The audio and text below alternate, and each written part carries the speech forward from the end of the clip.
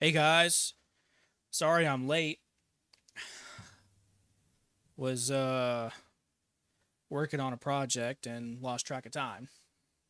So, but we're all good. We go ahead and kick this off. So, obviously from the title, we're going to go ahead and get into this story. What's going on, Fish? Welcome to the live stream. Thanks for joining, man. I appreciate you.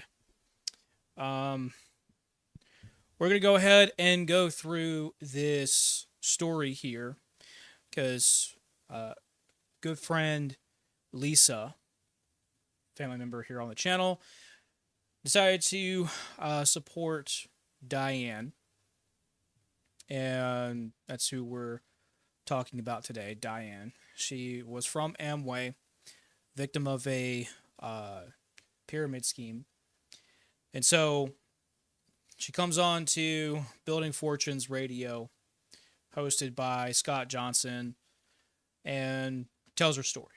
And so that's what we're getting into today. So I wanted to get Hugo in here as well, but he hasn't been feeling so good, and so I'm sure he's probably asleep, resting up. So, um, guys, make sure you wish Hugo pretty well soon, and let's hope he rests up. So, um, let's go ahead and get into this. Welcome to Building Fortunes Radio. Make sure Oh, you check. oh, guys, how's my audio? Is my audio fine? Are we okay? I want to make sure that the desktop audio is good, nice and level. So let me know if the desktop audio was a little low or a little high, and my audio is a little low or a little high. Just let me know if I need to fix some audio. Okay. Us out at buildingfortunesradio.com. Along with KISK, our Keep It Simple Circle marketing partners, we are here to help our humongous AM and humongous FM radio customers build their businesses and make the world a better place. At Building Fortunes Radio, we know how much your business means to you and the people important to you. So join us to make the world a better place. Spread the word, tell a friend, and go make a difference in your world. Now on to our show with your host, Peter Mingles. Take it away, Oh yeah, Peter. that's right. Peter is also Hello, everyone. co-host. Peter Mingles here. You are listening to the Scott Johnson Radio Show on the Building Fortunes Radio Network. We Welcome back, started Building Fish. Fortunes Radio in the tail end of 2012, beginning part of 2013, mostly because I wanted to be able to have a radio show like the one you're going to hear right now. When I first started in the MLM business, it was as a result of me being from the direct sales business. And in the direct sales business that I was in, which was with a company called Electrolux, another one called PF Collier, and most of it with Electrolux, I had learned, direct selling. And I built a direct selling organization. We had 96 different offices. I didn't build them on my own, of course. I did that with the help of other people, long distance over the phone. There was no internet back then, so we didn't do Zoom meetings or anything else like that. We did it the old-fashioned way. Hotel hiring sessions, in-home meetings. We did everything. We recruited. That still happens that way too. They will absolutely invite you to hotel meeting rooms. Sometimes they'll even come up to your house and whatnot. Um, I've had to go to other people's houses when I was in Amway specifically, and that hasn't changed. So, do you have a headphone dent? I don't know. I don't know. And I don't think we're ever really going to find out because I'm not getting rid of my hair. So, We recruited because we were building a sales force. We sold a lot of products, and that's the stuff that I did. Well, when I left Electrolux and PF Collier and started learning about MLM, I said to myself, what friggin' planet do these people live on? Because it doesn't happen the way they're saying it does. They would say things like, oh, it's easy, anyone can do it. I'm like, I don't know how that could happen. Oh, all you have to do is talk to your friends and your neighbors and your family. Two are going to get two are going to get two, and like a calculator button, when they're pushing it, they can come up with their MLM math. And then they would say things like showing lifestyle of the rich and famous. I'm like, listen, I know thanks for joining, Fish. I appreciate you hanging out, man. You make sure you have yourself a good night, okay? what it's like to sell. I know what it's like to work with customers. And this is before the internet. There's just no way. Where do you people come from? Either you're lying or you don't know you're lying, or this is a different planet. Like the gravity doesn't work the same way on the MLM world as it does on the regular world. So I was kind of intrigued, and I got really upset for a large part because people were screwing up something that could have really been done the right way. So I always say when MLM is done right, it could be great, but because up. This is where Peter is full of shit. No, MLMs will never be done right because the entire model itself is based upon only the person who starts the MLM make money. That's how the model is. The model, to break things down even further, you recruit someone who those sales depend on your performance. Here's the thing. That performance also comes with other people's performances, because essentially what the idea is you building a business, right? That's how they sell it anyways. But getting deeper into things, what you begin to realize is that there are so many workarounds, this FTC law that separates a pyramid scheme from MLMs, and that is making outside sales. And well, the thing is that through this get around, they make people essentially lie on their forms to fill out that these MLMs record and report. So whatever sales are made, then they consider that a 70% outside revenue source, right? And that's how they get around that FTC law. And so the majority of the revenue that's coming from, these MLMs such as Amway, they're all from within, right? From their own IBOs, right? Independent business owners. So you hit what's called a PV, right? Don't exactly remember what PV stands for. I don't really care. But it's a point system. And you hit a certain amount of point system to get what's called a kickback. Well, what's interesting is that the majority of people that ever report making any kind of money is like $5 a month, right? Somewhere around there. But through that, you hit a certain amount of PV, and then since you essentially have your own business, then whatever people you recruit into your business then counts also to your PV. And so when you hit that threshold, then you get that kickback, right? So that's how the pyramid scheme essentially runs, is that someone starts this business, right? And then they recruit people. Well, those people buy into the system, and the only ones that ever make any kind of profit are the ones who essentially started the business. So everyone under them, unless they're running a tool scam, which is typically what is done through these MLMs, is they will sell audios, they will sell books, all kinds of different stuff, right? And that's how they make their money, because they're not making the money through the business. And so because of that, that's exactly why MLMs will never be done right, because the model itself is based upon all of the money being funneled up to the top. That's why. So Peter Mingles is absolutely wrong there. Absolutely wrong. There are no MLMs, none, that will ever be done right. None. Because for them to for them to actually have a business model that is actually done right, it wouldn't be an MLM. It would be completely reformed. The model would be completely changed in order for people to actually make money.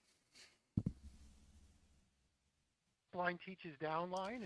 Something else that I wanted to note too, as I was doing my research for, or over Amway at least, because Amway's been around for decades upon decades and have been the number one contributor to lobbying and all this kind of stuff.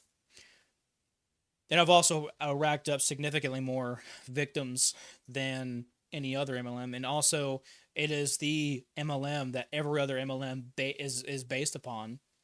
So, doing some more research on Amway, Amway is still making.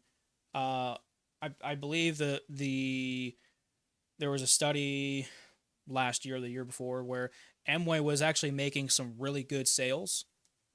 I believe they made more sales this year than they did a year or two, or no, I'm sorry, not this year, not that, not this year.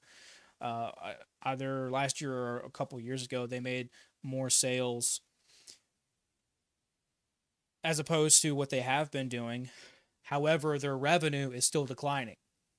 So what that would indicate is that the only the only thing that's ever really happening is the people who are staying in the business are the ones who are buying the products. There's hardly any outside sales at all. So, uh, because I was absolutely one of the ones that was convinced to, make sales and to buy sales and to have people, um, fill out paperwork and stuff for to record that stuff. And I've seen it happen. I've seen it happen how they get around these FTC laws. You know, um, and I absolutely had some red flag questions, and it took me a little bit to come around, but seeing that stuff, it's so sadistic. It really is. It's so sadistic.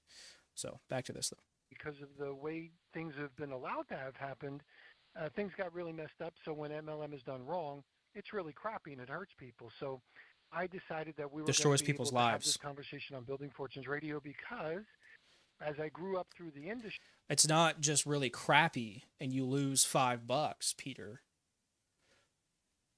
I'm sure that's not exactly to your point, but this entire model ruins people's lives. People have unalived themselves because of this. People have had their entire livelihoods destroyed, marriages destroyed because of this, families torn apart. I mean, all kinds of things because of this. Now, I'm not saying that you're downplaying people suffering by this, but you can't prop up MLMs at all. And you can't say that they could ever really be done right because they will never be done right.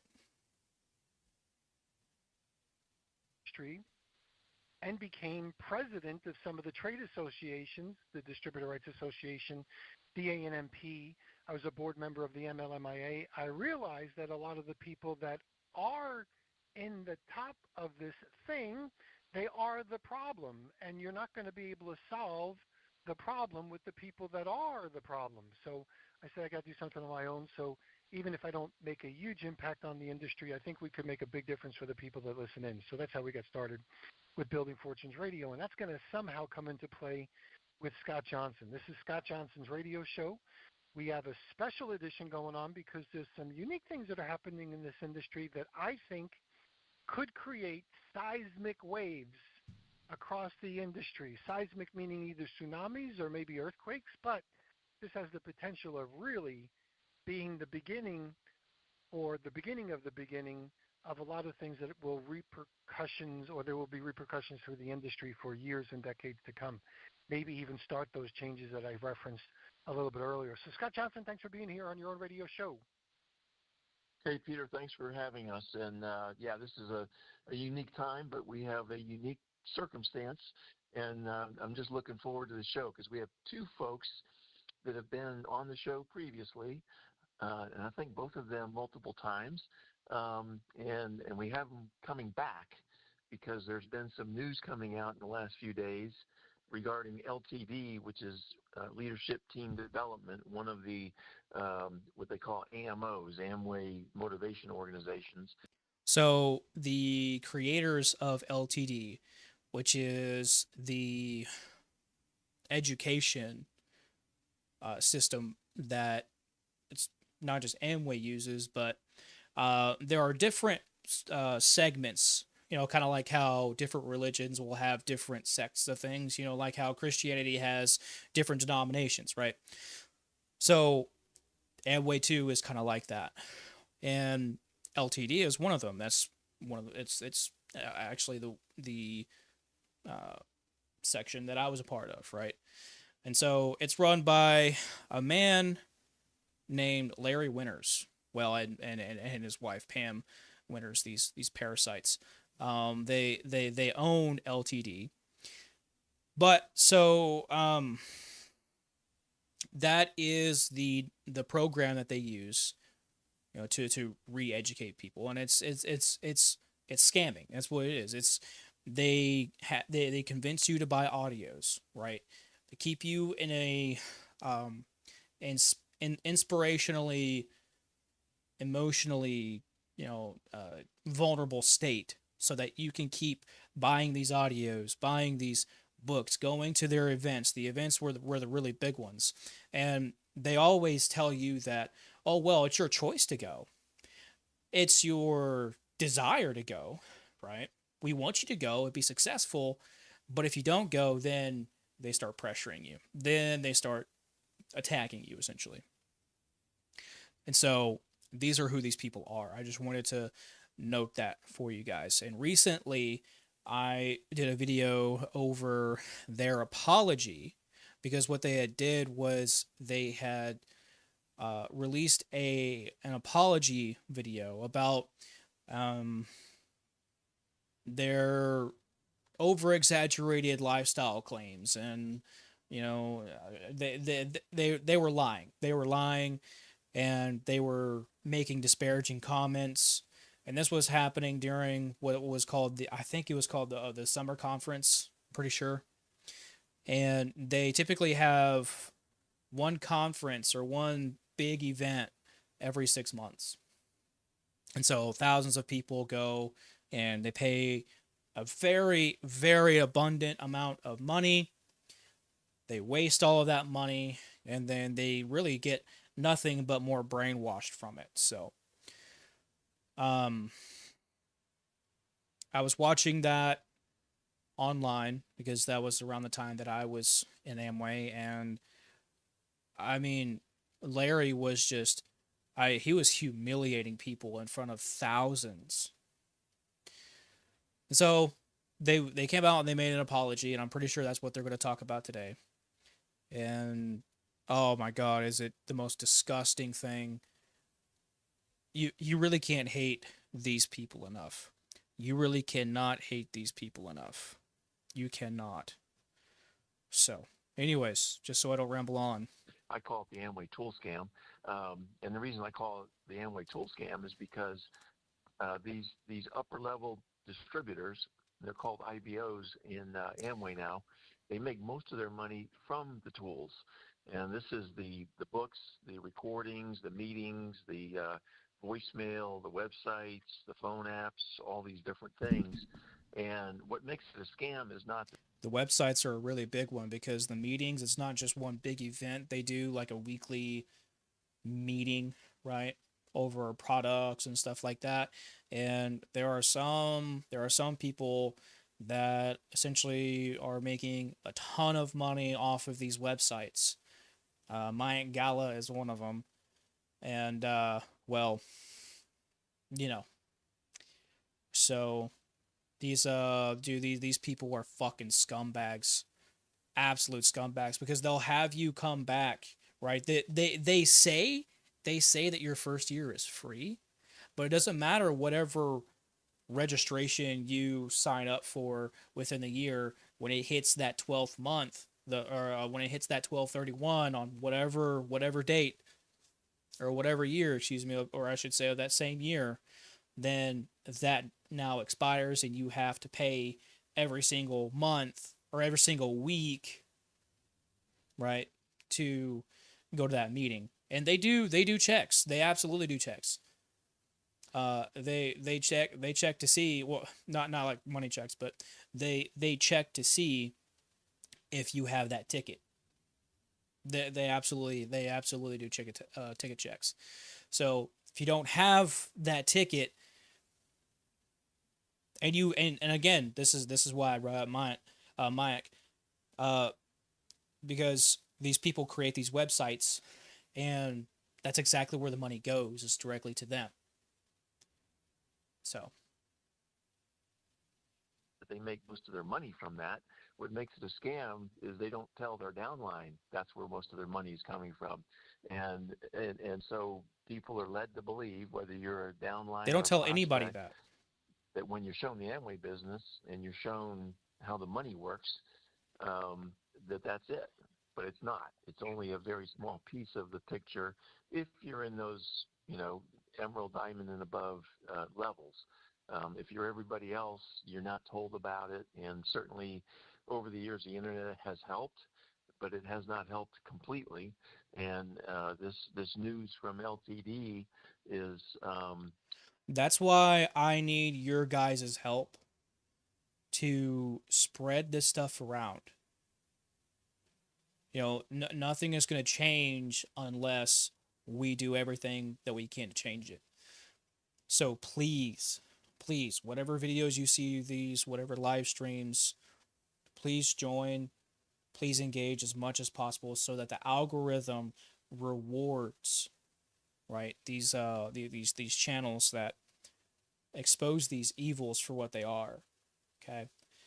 So, the more people we help, the more exposure that these companies get, the more pressure they get from governing bodies, and then possibly I'm hoping we can eliminate these companies because they're absolutely predatory. They prey on the most vulnerable of people. And I want to be very clear. People who fall for these, right? People who get extorted, taken advantage of, exploited by these quote unquote companies, they're by no means stupid people. They're not. Oftentimes, they're desperate people. They're people who are struggling, okay? Vulnerable people, people dealing with mental health issues, people dealing with physical issues, financial issues, sometimes very desperate people just to find a way out of their financial situation or out of whatever situation they're dealing with, maybe a breakup or loss of the family or something like that, right? Just people who are vulnerable. And we have to do everything that we can to stop that. And these people, they don't care. They don't care if you are a disabled veteran struggling with PTSD. They don't care about that. Why? Because I was one of them. And they still took advantage of me. So fuck these people. I will expose them and I will talk about them. I will scream from the rooftops, from the mountains, anywhere that I can. I will expose these people. And I just need your help. Your help to keep pushing this information so that more people can heal from this. More people can not become victims of these parasites. So wherever we can help, we should. We should. And as someone who was who started YouTube before being a victim of an MLM, I absolutely see it as my responsibility to keep exposing these things. So I really appreciate the help, guys.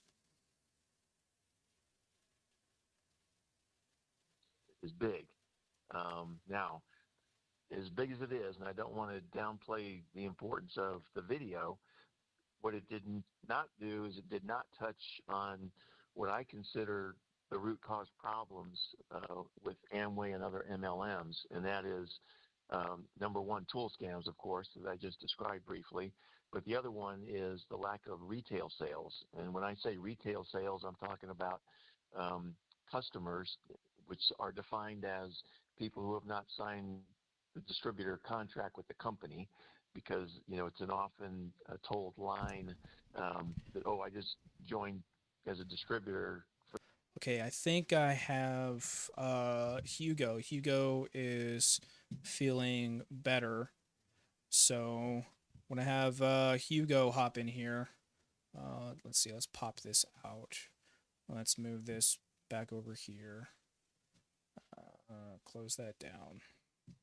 And what we want to do is let's see if we can. Here we go. There we go. There we go. That's much better. Much better. Okay, so then oh no. No, let's not do that. Okay. All right. So what we'll do is we will have Hugo join in because he said he's going to join in.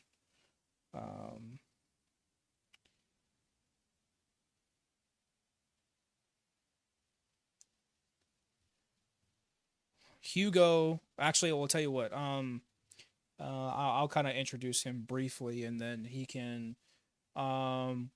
Hey, my boy Hugo. I don't know if you're watching the stream right now, but go into the interviews channel in the Discord.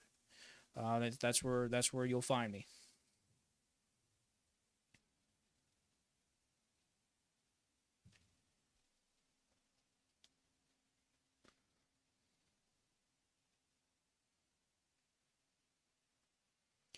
So let's see. Let's turn our device off here. Let's turn our camera on here. Okay. Dope. All right, so now we're just waiting for Hugo to join us.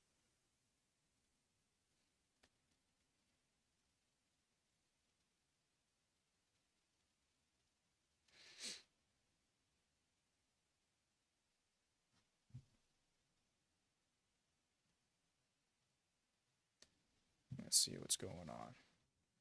Make sure he didn't have any trouble here. I think he said it.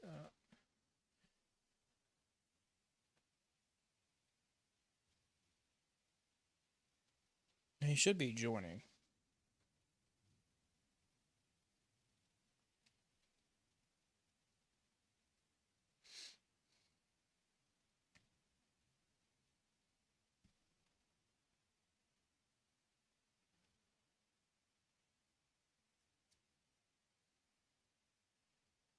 Let's see.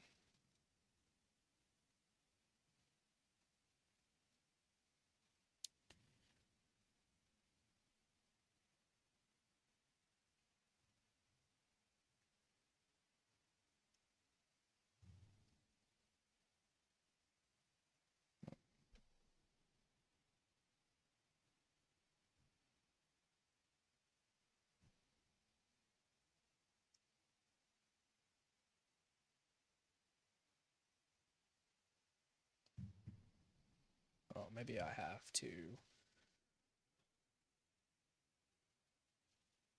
Oh, is that? I think that. Yeah, I think that's. All right. Probably going to have to go to. Oh, voice chat instead.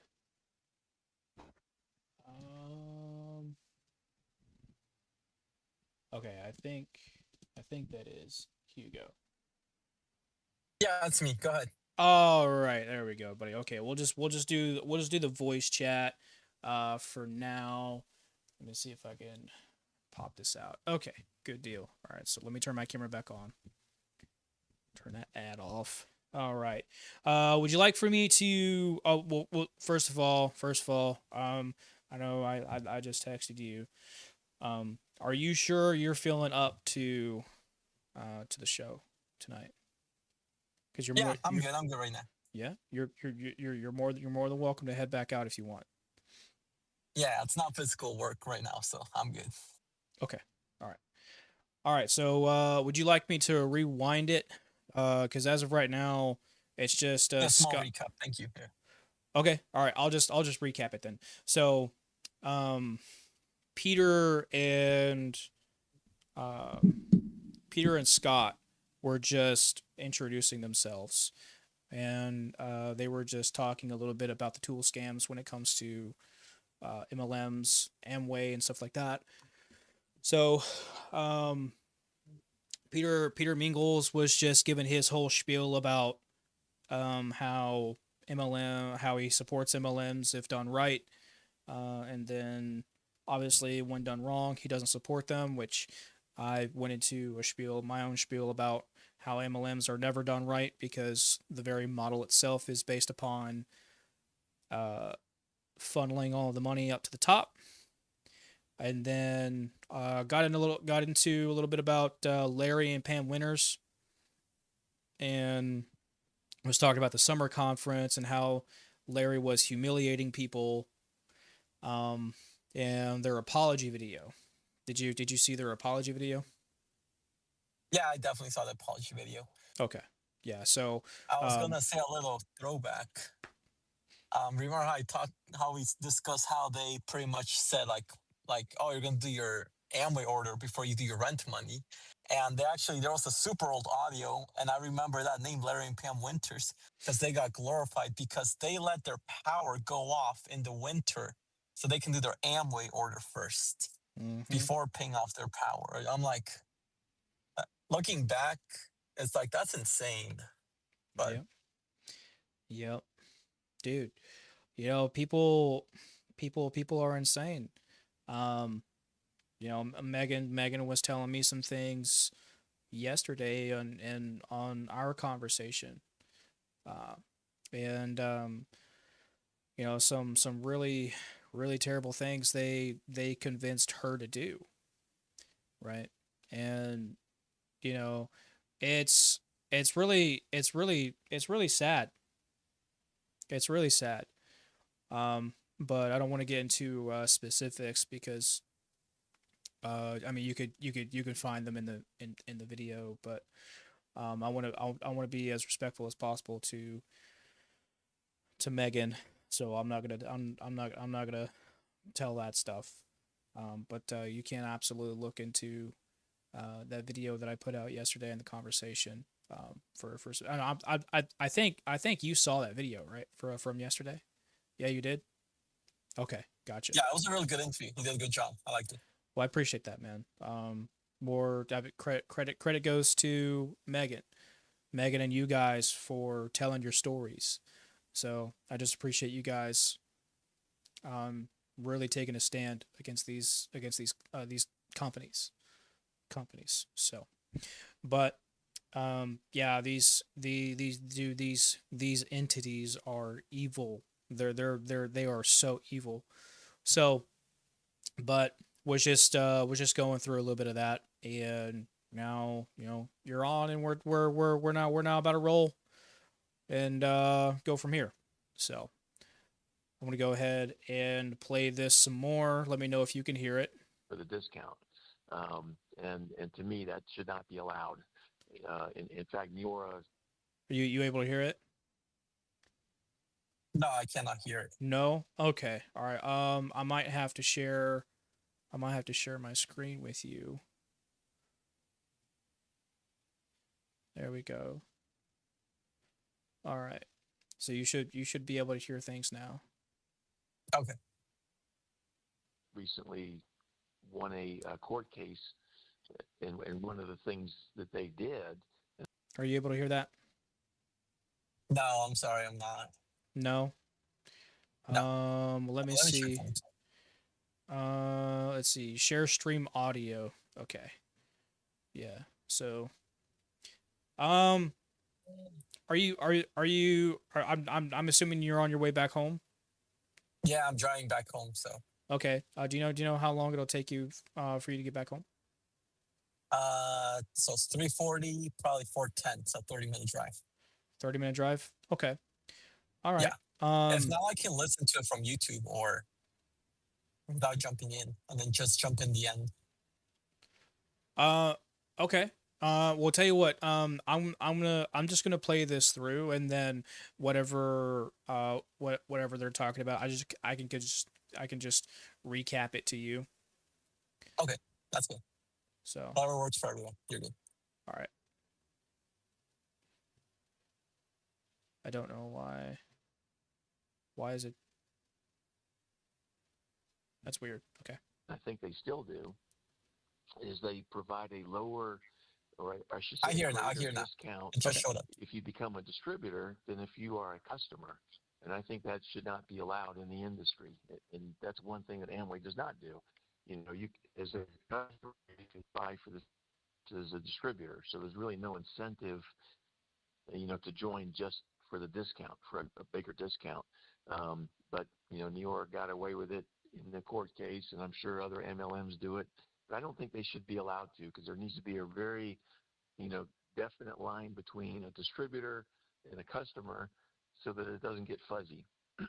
Where people are saying, "Oh, I joined just for the discount," because I think a lot of those people joined to be a distributor, and then when they didn't, you know, when they weren't successful, then they come back, and it's all of us. We're all human. It's our ego, and we sort of back into that, and the companies support that, and so there's this big cover up as far as lack of retail sales. And I've gone into a lot more detail on that on other shows, and I don't want to take any more time from our guests. And I guess I'll start with Diane. Diane, if you can just give us like a 1 or 2 minute sort of a refresher from your previous visits and your experience in Amway, and then we could move on to Lysa, just to give people some orientation on who you are, where you come from, that sort of thing, is just to give them a little bit about your background. And go right ahead, Diane. Well, my name is Diane, and I was fresh out of college in 1985, 86 time frame when I was approached about the business. It was actually my fiance at the time was approached about it, and he was in sales and thought it was a great idea, and we got him. Yeah, they always really target the younger audience, or the younger population. They have a really bad habit of targeting the younger population. So, for you kids that are in college, um, or just getting out of high school, please, please, please, please, please, please, please, please, please be careful. Be very careful. Okay. If it doesn't seem right, oftentimes it's not right. So just be very, very, very careful. Um, and um, Hugo, you wanna hop back on whenever you're not driving, brother? So you're not distracted. I can just turn my camera off, but I can still listen. So, Okay. like, I'm fine listening in the background if that's okay with you. Okay. I just don't want you to get distracted Are you good? while you're driving home. No, you're good. I did wanted to say a quick interruption was there was this high school couple that got in at 17. Like this guy recruited them and they literally went to their prom and then they got registered that same weekend. It's just crazy. And now they quit the business. So Wow, yeah. that's crazy. So they'll even target high school kids too. Oh yeah. What It's like they always share their little like mini story. Like, oh yeah, like we got registered the day after our prom, and then after that was graduation, and then we went to the conference all in 1 month. Wow. Mm-hmm. Wow, dude. I mean, once you've been Scumbags, over man. 5 years, there's so many stories that, yeah. All right, go ahead. I'm I'm so grateful that I got out when I did. Because oh my god, dude. How this is considered legal, I have no idea. I have no idea. So, um But yeah, they will absolutely target the younger population. They will. They absolutely will. So, parents, watch your kids like a hawk, especially when they're going off to college because they love college kids and they will absolutely take advantage of college kids. Involved. We were part of the LTD system. Larry and Pam Winters were our direct upline, and we went in that line of sponsorship platinum, and then that was what direct was back then. This is really, really big. This is really, really, really big, guys. Uh, Larry and Pam Winters, they're pretty much the number one when it comes to Amway LTD. They're pretty much number one. So for them to be their direct downline, that's pretty massive. That is really, really, really big. So I hope that I can talk with Diane, um, and get her story, uh, personally, because I would love to help her out any way that I can, and really just have her come on, and talk with you guys too. That would be awesome. Because the more we tell our stories, the more we heal from it, as my good friend Megan had put it. And so, um, but just so I don't take too much away from her, let's get back to it. Done platinum, then we went Q12, then we went emerald, and then we went diamond. And I left the organization, divorced um, my first husband, and that was back 12 years ago, or 2012, so 13 years ago. Um, there was a lot going on at that time that I just could not stomach anymore. I felt like I was selling my soul. And when I talked about it to people, there was no reception at all of what I was saying, including with my ex-husband. I felt like we were having to manipulate people. I felt like I think I just took a break and looked at it from the outside and looked at what we were saying and how it really did not match up with what was really good for people. And the higher up I got in the echelons of the business, the more I saw that the leaders were really interested in protecting their own pocketbooks. It wasn't about what was good for the downline, which is what I believed for many years. I mean, I spoke on stage and believed truly that what we were doing was the best for people because I felt like they could make a difference in their own lives by building their business.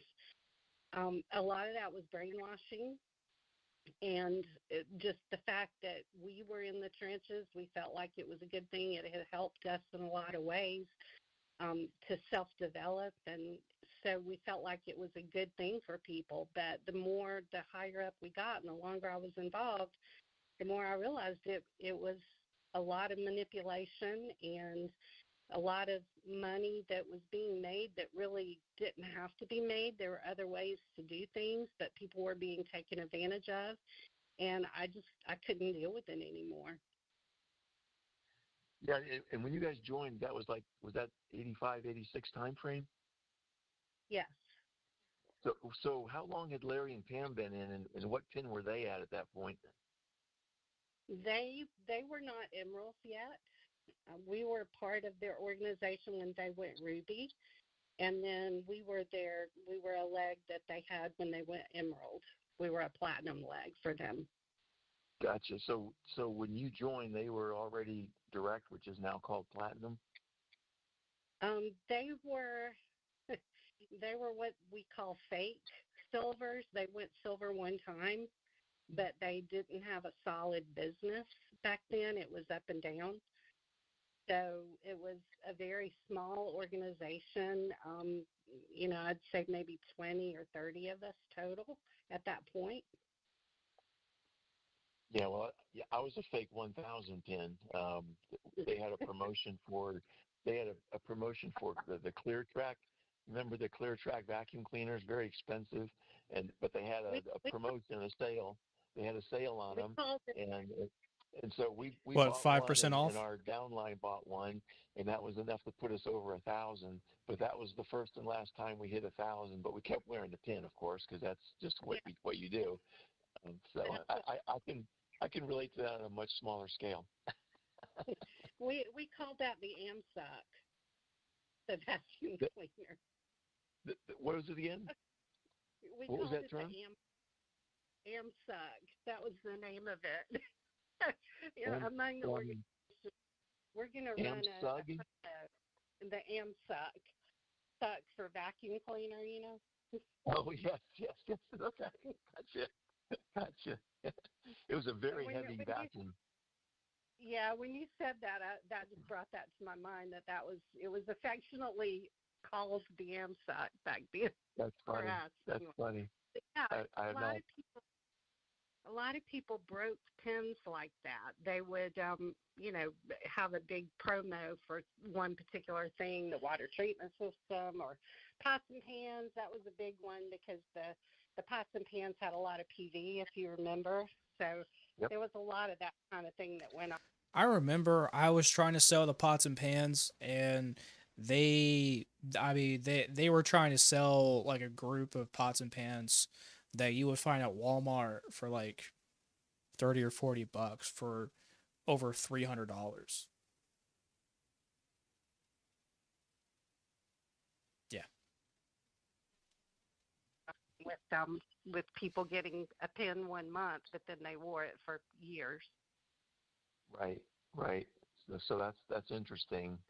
So I guess Larry and Pam had already put together enough to go silver, but then it crashed and burned like most organizations do. But then they built it up again. So that's very interesting. It's good to get some history from Scammed it people up like you again. because unless you were there, you just don't know these things, and it's just really interesting to me.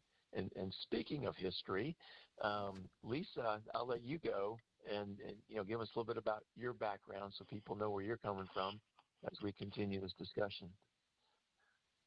Yeah. Anyway, hi everybody, Diane, Peter, and Scott. Lisa! Good to be here again. And Diane, I just want to say, Yay, what you Lisa. said is so awesome because Lisa, I just want to say I'm super proud of you. I'm so proud of you for going on to this show and talking with uh everyone, and sharing your story again and really supporting Diane. I'm really proud of you for doing that. I'm really proud of you for doing that. So, it wasn't too long ago. It was according to the internet, it was forever ago, but wasn't that long ago, quite a few months ago, that she came up here onto the channel, and then was going on to everywhere else, telling her story, and then really wanted, really, uh, how, or I should say, Diane really, really wanted Lysa there as she was telling her story, and so just guys, show Lysa some love, and show her some praise for going out and supporting Diane. So good on you, Lysa. Thank you. You're a rock star. you're just coming out with it. And it's weird. It's like she was in LTD, I was in Worldwide, but they're all the same. And Worldwide's just an offshoot of LTD. It's all part of the Brit Worldwide Jaeger system. So we all exchanged speakers. We did all that back and forth. We would sometimes have LTD speakers. I know she had told me that they would have Worldwide speakers Hmm. come in. So there's that. I just want to say because it just amazes me how you can be in two different LOAs, or as Scott call it, AMOs. It's LOA, line of affiliation, or whatever, and they're all the same. It's all the same mind brainwashing stuff. And so my story in that would be back in 1995, I met my hubby, who was already in the business. He was about a 2,500 pin at the time. Our first date, I had told Scott on one of our very first shows that we did together, our first date was a board plan and a function.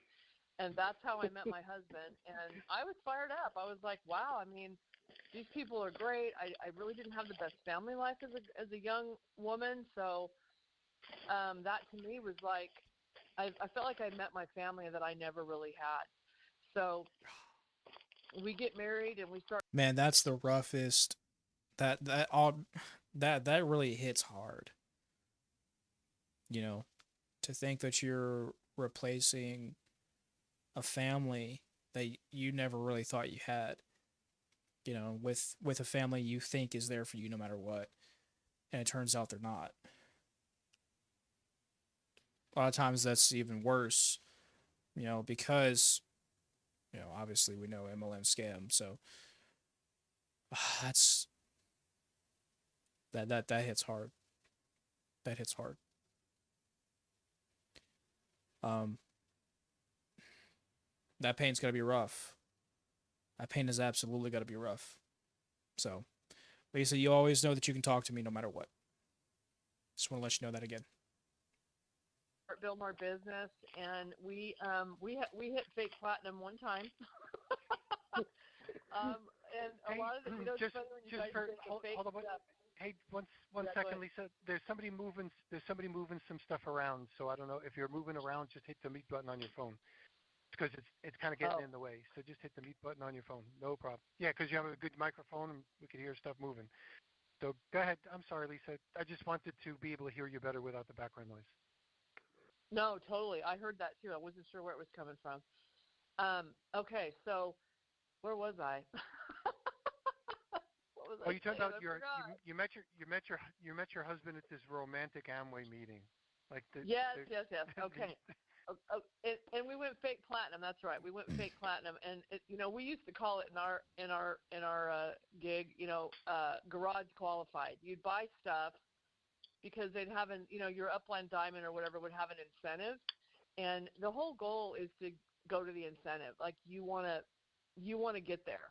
So you will go into debt. You will charge everything you can to get to buy whatever you need to buy to get that incentive. So we did at the time have a legitimate 4,000 business, and then with the help of whatever and whoever, we did like Diane was saying, the fake silver platinum one time, and back then it was called direct because we were back in the 90s and not too far after her, but.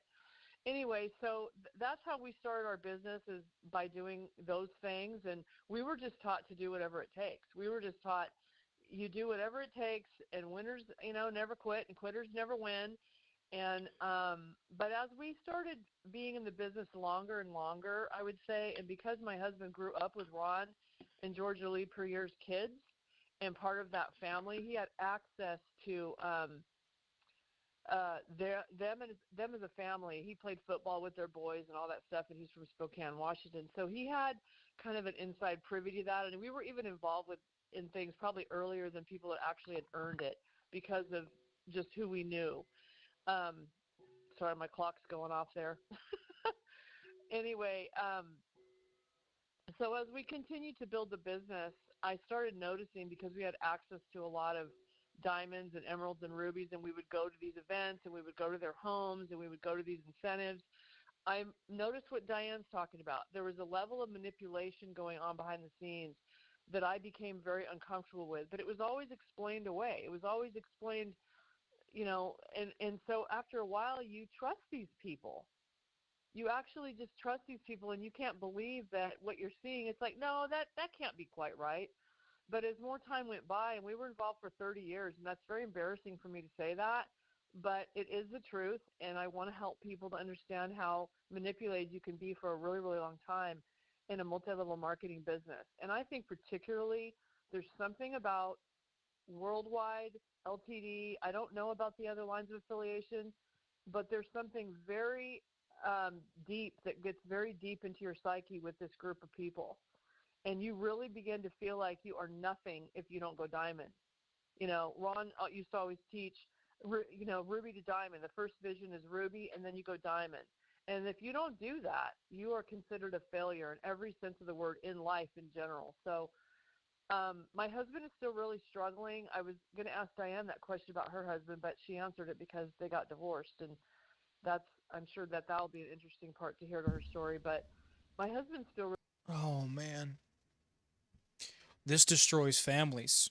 Like I said earlier in the stream, I said when Peter said that it can be done right. No, this is why.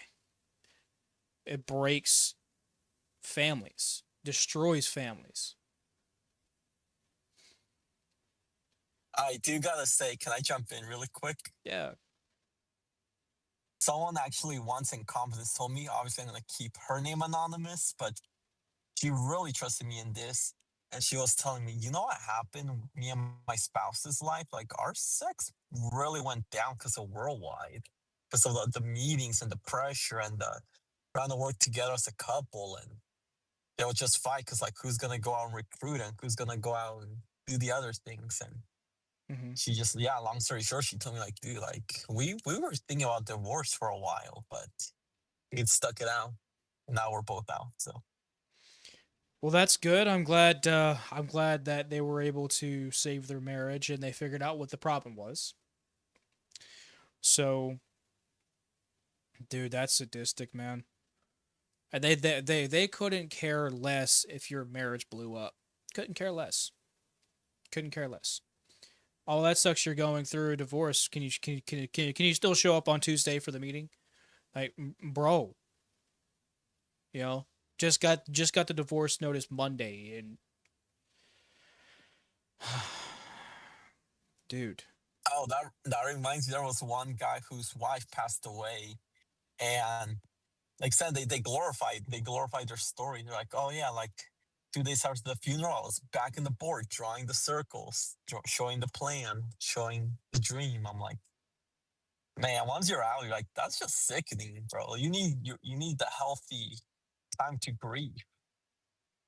Otherwise, you just you become someone you don't want to be when you're in there. So Well, I mean, you're becoming a slave. That's what it yes, is. You know, they literally brainwash you into slavery. That's what they do. Really struggling with. I really do hate that that happened to you, Diane. I really do. I really do. I mean, I hate that it happened to all of us, but just know you can talk to me as well. I want you to know that.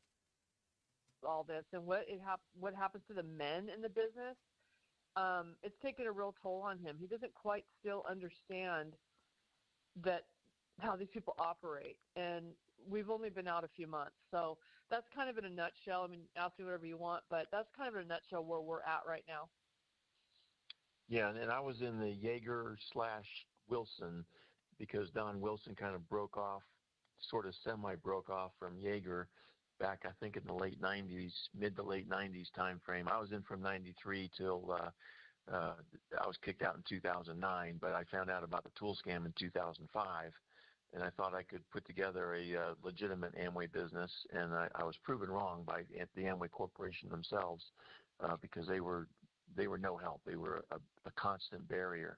But I can tell you from being in the Jaeger Wilson organization, um, they're all very similar. Now, between 2005 and 2007, I was buying on eBay tapes and CDs for pennies on the dollar because my idea was to create a library so that I could just, hand out stuff and get it back and not, make a profit from it, as well as hundreds of books. And I haven't listened to almost 30,000 of these things. I never counted them, and certainly I've never listened to all of them. But I have sampled, recordings from all different lines of sponsorship, and they're all the same. I mean, there's minor, you know, just minor language type things, like Eagle and those kinds of things, where it's a certain structure of your business. But as far as most of the things, it's all the same, and it's all the same stuff that we're going to talk about in this Larry and Pam Winters video also. And so you can rest assured your experience was not only similar to people that were in recently and long ago, but also across all these different lines of sponsorship. So I'm not saying they're all absolutely identical, but I think there's so many more similarities than there are differences. It's not worth, talking about the differences because the similarities are so strong. Um, so Thanks for that. I have a question. Yeah, go ahead. Can I ask that? Can I ask Diane a question? Yes. And just, I hope this won't put you on the spot, but I kind of want to put you on the spot just because you are the only probably only person that would ever be able to divulge this as far as coming out as a former diamond in this situation. Did you actually see and did you yourself make money off the tool system? Oh, absolutely. Yes. Okay. So that verifies all these rumors that are in the anti-MLM community. There's so much rumors going around.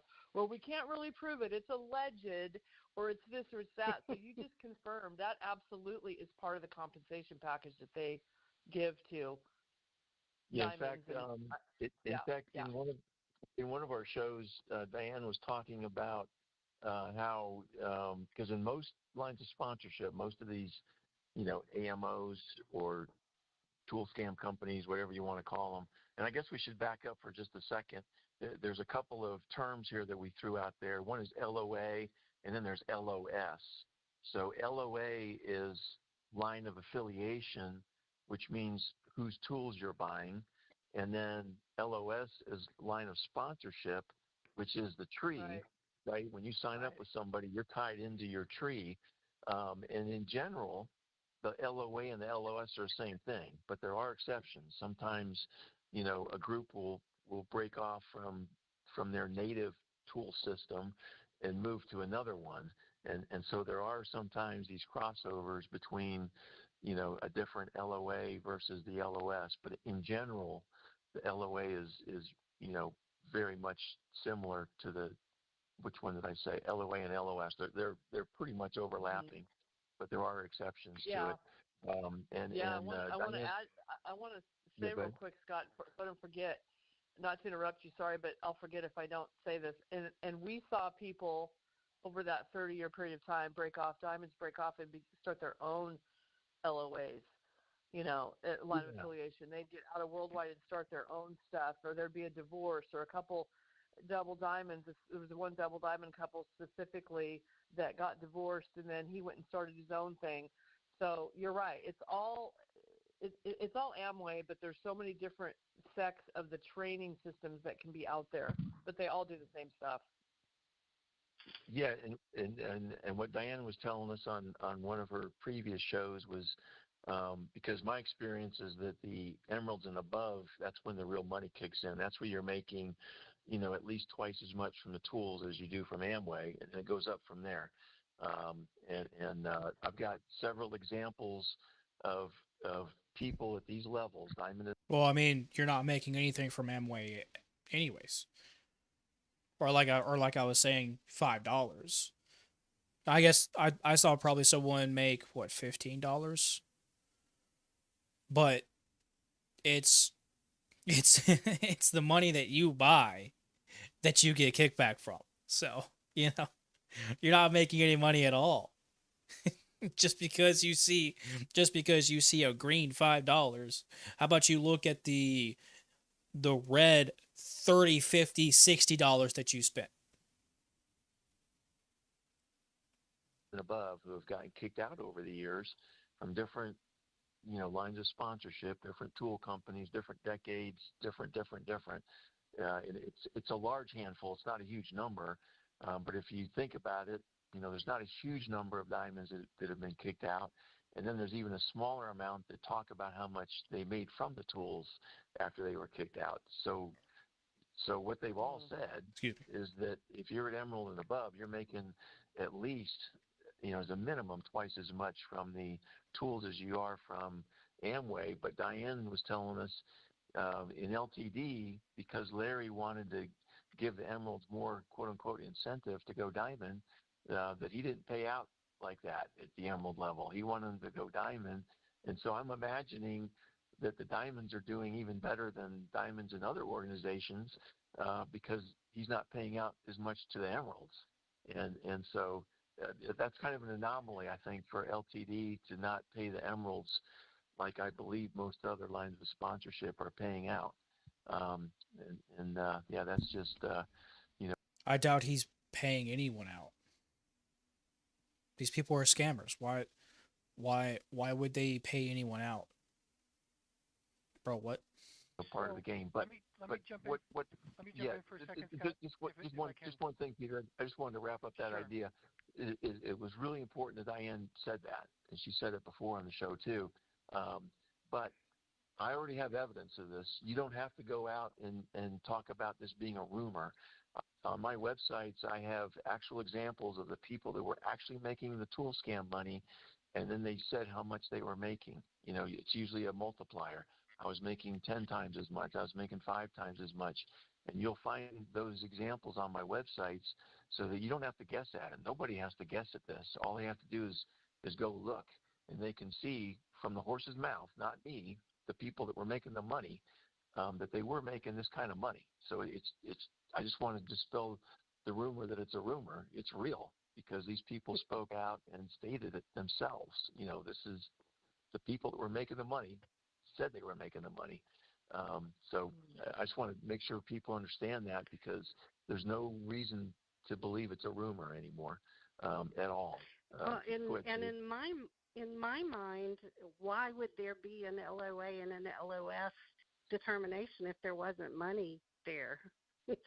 Like the LOA, whoever's LOA you're a part of, that's who makes all your tool money, and that's where you get your money from for tools. And they've made that differentiation. If there was no money made there, why would anybody care who your LOA was? Right. Yeah, That's a good point. Go ahead, Scott, Peter. can you hold that thought for a second? Yeah, so let me, Yeah, go ahead. because you guys are mentioning diamonds and emeralds, and people are thinking about jewelry, and if you mentioned upper crown crusted, those are all jargon terms. Let me just make this a little bit real for some of the people that are not in Amway. So when you're in Amway, of course, you have a downline. You're building and sponsoring and selling products, and you're going to get a check from Amway. Then there's this other thing that Scott's generalizing as the tools. People are buying books and for self-development and learning. Audio cassettes when I was in, and I'm going to come back to audio cassettes in a second because everybody remembers a cassette tape.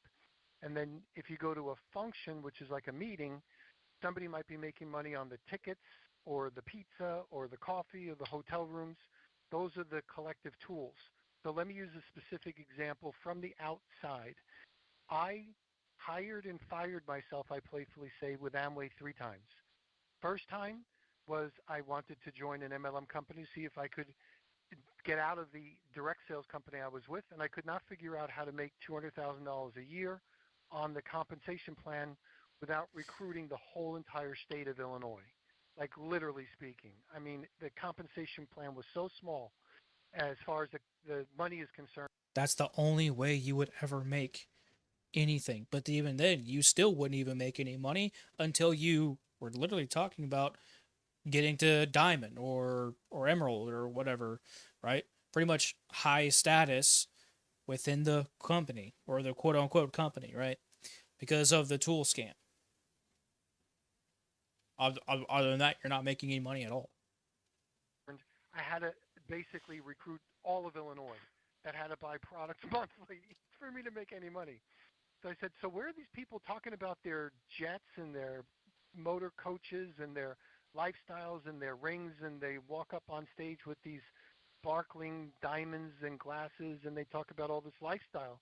Well, they got to be making money somewhere else, and I know it's not on the number of people that are buying $200 or $300 a month on the Amway products. They have to be making money on this whole thing that we're in called the tools. So this whole system. So I quit. And then I joined again, figuring that maybe I had the wrong impression. So I quit again because I drew the same conclusion. The third time I joined, I'm not going to mention the gentleman's name, but he was a diamond. Why would you join 3 different times? You come to the same conclusion the second time. Why would you would you then join whatever, bro? And he says, no, that's not the way it works. You got to work with me. And I said, Jim, I'll give you that clue. As soon as I find out that this is a big tool scam, I'm using Scott's word, I'm out of here. Like, don't deceive me. So when I found out it was a big tool scam is after... You weren't deceived. You came to the same conclusion the second time you joined. And the third time you joined, that was on you, bro. went to a function and somebody slipped out, when you bought my pizza, I made money. I'm like, okay, I get it. It was at the Rosemont over in Illinois. I said, Jim, you told me. He says, well, you just got to pay attention, Peter. When you get up to 800. I'm not trying to be mean or confrontational or anything like that. Look, fool me once, shame on you. Fool me twice, shame on me, kind of thing. Like you joined three separate times. Most of us join once. Okay, we real and most of us, like Lysa, like Diane, get to very high status. Well, I mean, maybe not very high for Lysa, but quite a bit higher for Diane. You figure out what's actually going on, and you quit. You don't join again because you come to an understanding that this is the way that it is. But for Peter to join three different times to come up with the same conclusion the second time around, bro, that's weird. To join after that second time, you knew better and you still went in.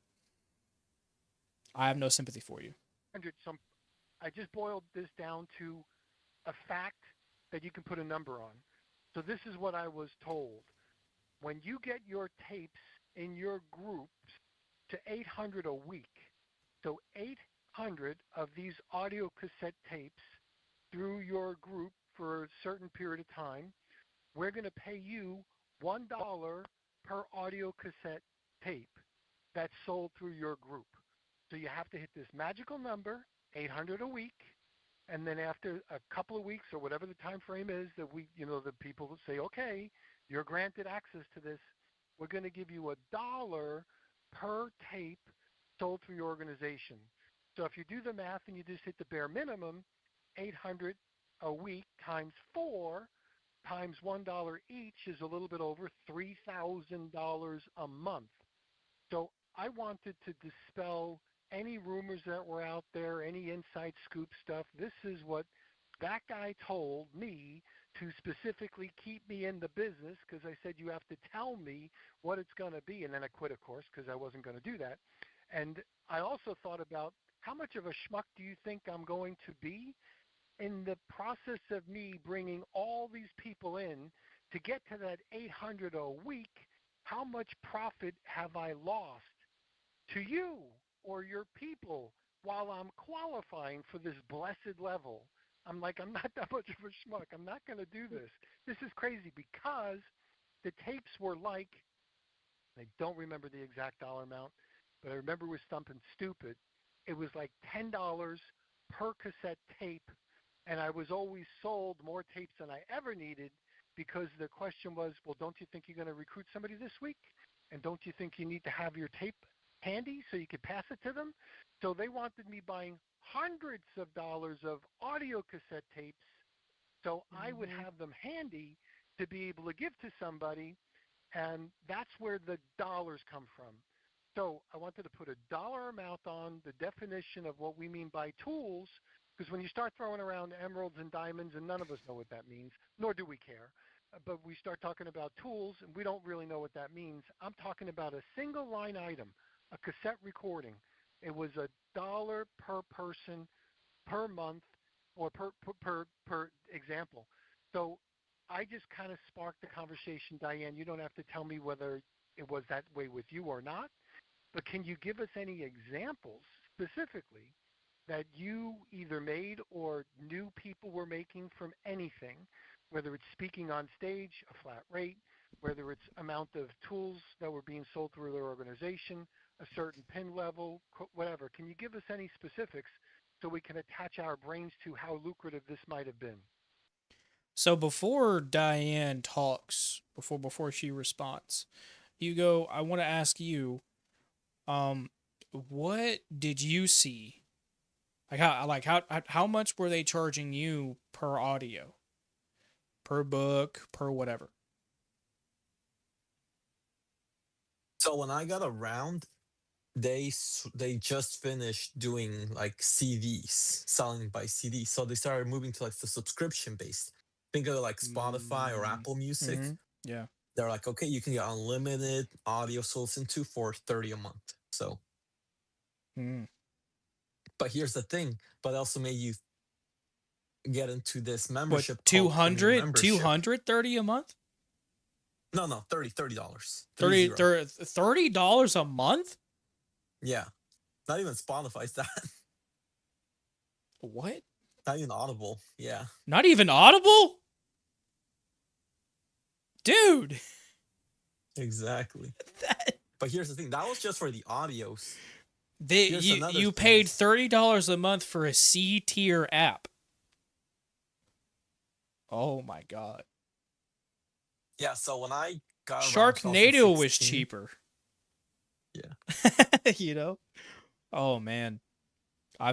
Yeah, you also had to pay this other thing called Premier Membership. It's pretty much, they would say, oh, it's like your Costco membership, so you can keep attending meetings and get access to the books and yeah, so you can keep being stuff like that. brainwashed.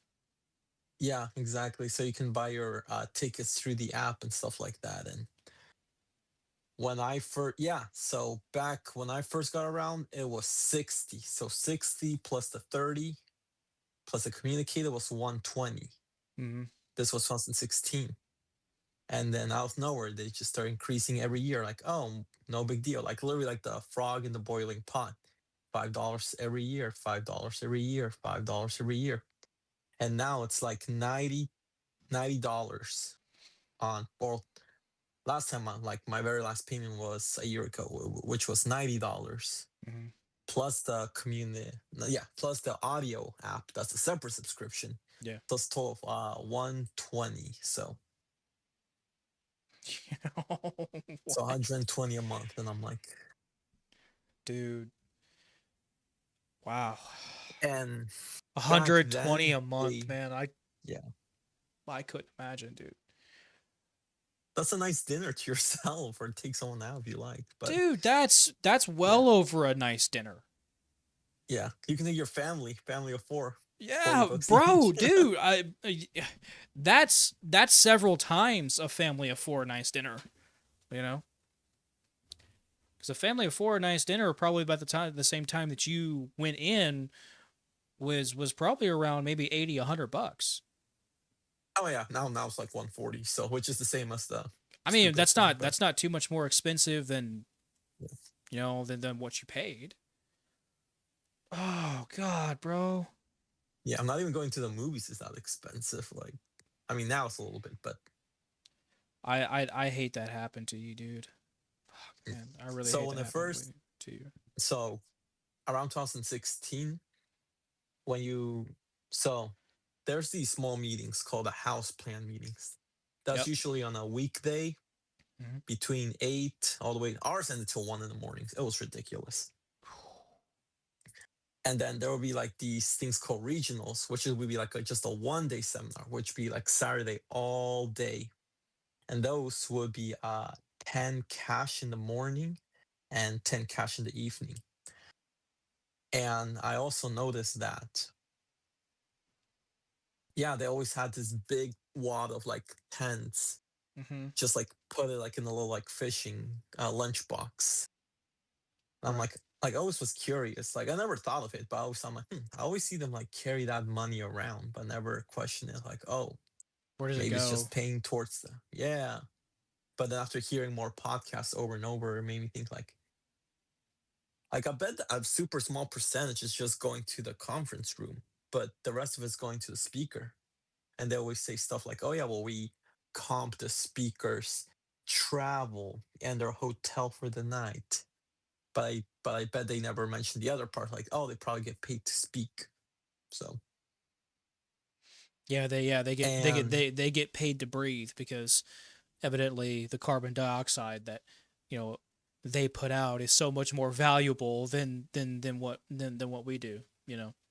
yeah, and this was 2016. So the last year, right before I quit, it was 22 for the morning part and 22 for the evening part.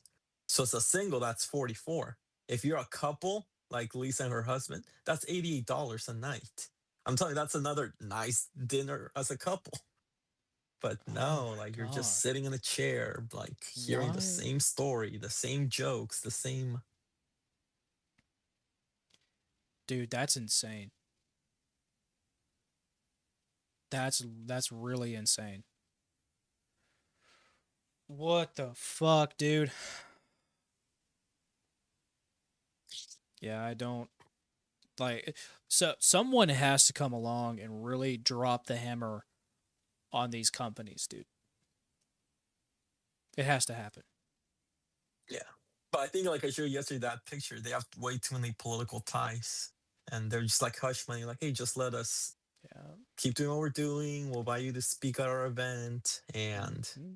Yeah. have you seen the pictures all the way from I H.W. Bush, dude, Clinton? yeah, I had no idea they had well, I mean, I I do know that they had ties to the government obviously because of all of the information that I've put out for you guys. But I didn't know that they were very acquainted with high status people like that. Which I mean, I'm shocked, but I'm not surprised. You know, it's just one of those things where you really expected it, but at the same time, it's like, what the fuck? Yeah, I used to go around telling people, like, I used to show them those pictures, like, dude, if it were a pyramid, then why is Bill Clinton speaking for us? Like, you think he put his reputation on the line, which is biggest understatement of the century. So, Yeah. If it wasn't a tool scam, why is Orange Man, you know, say these guys are good people, you know? yeah, surprisingly, like, there's no like evidence of Trump speaking, but definitely Clinton, Bush, and Well, he did. He did enough. He did he was part of enough. the other one. Yeah, He did. yeah, He did also. enough. He had these people. Uh, um, these executives. I'm pretty sure.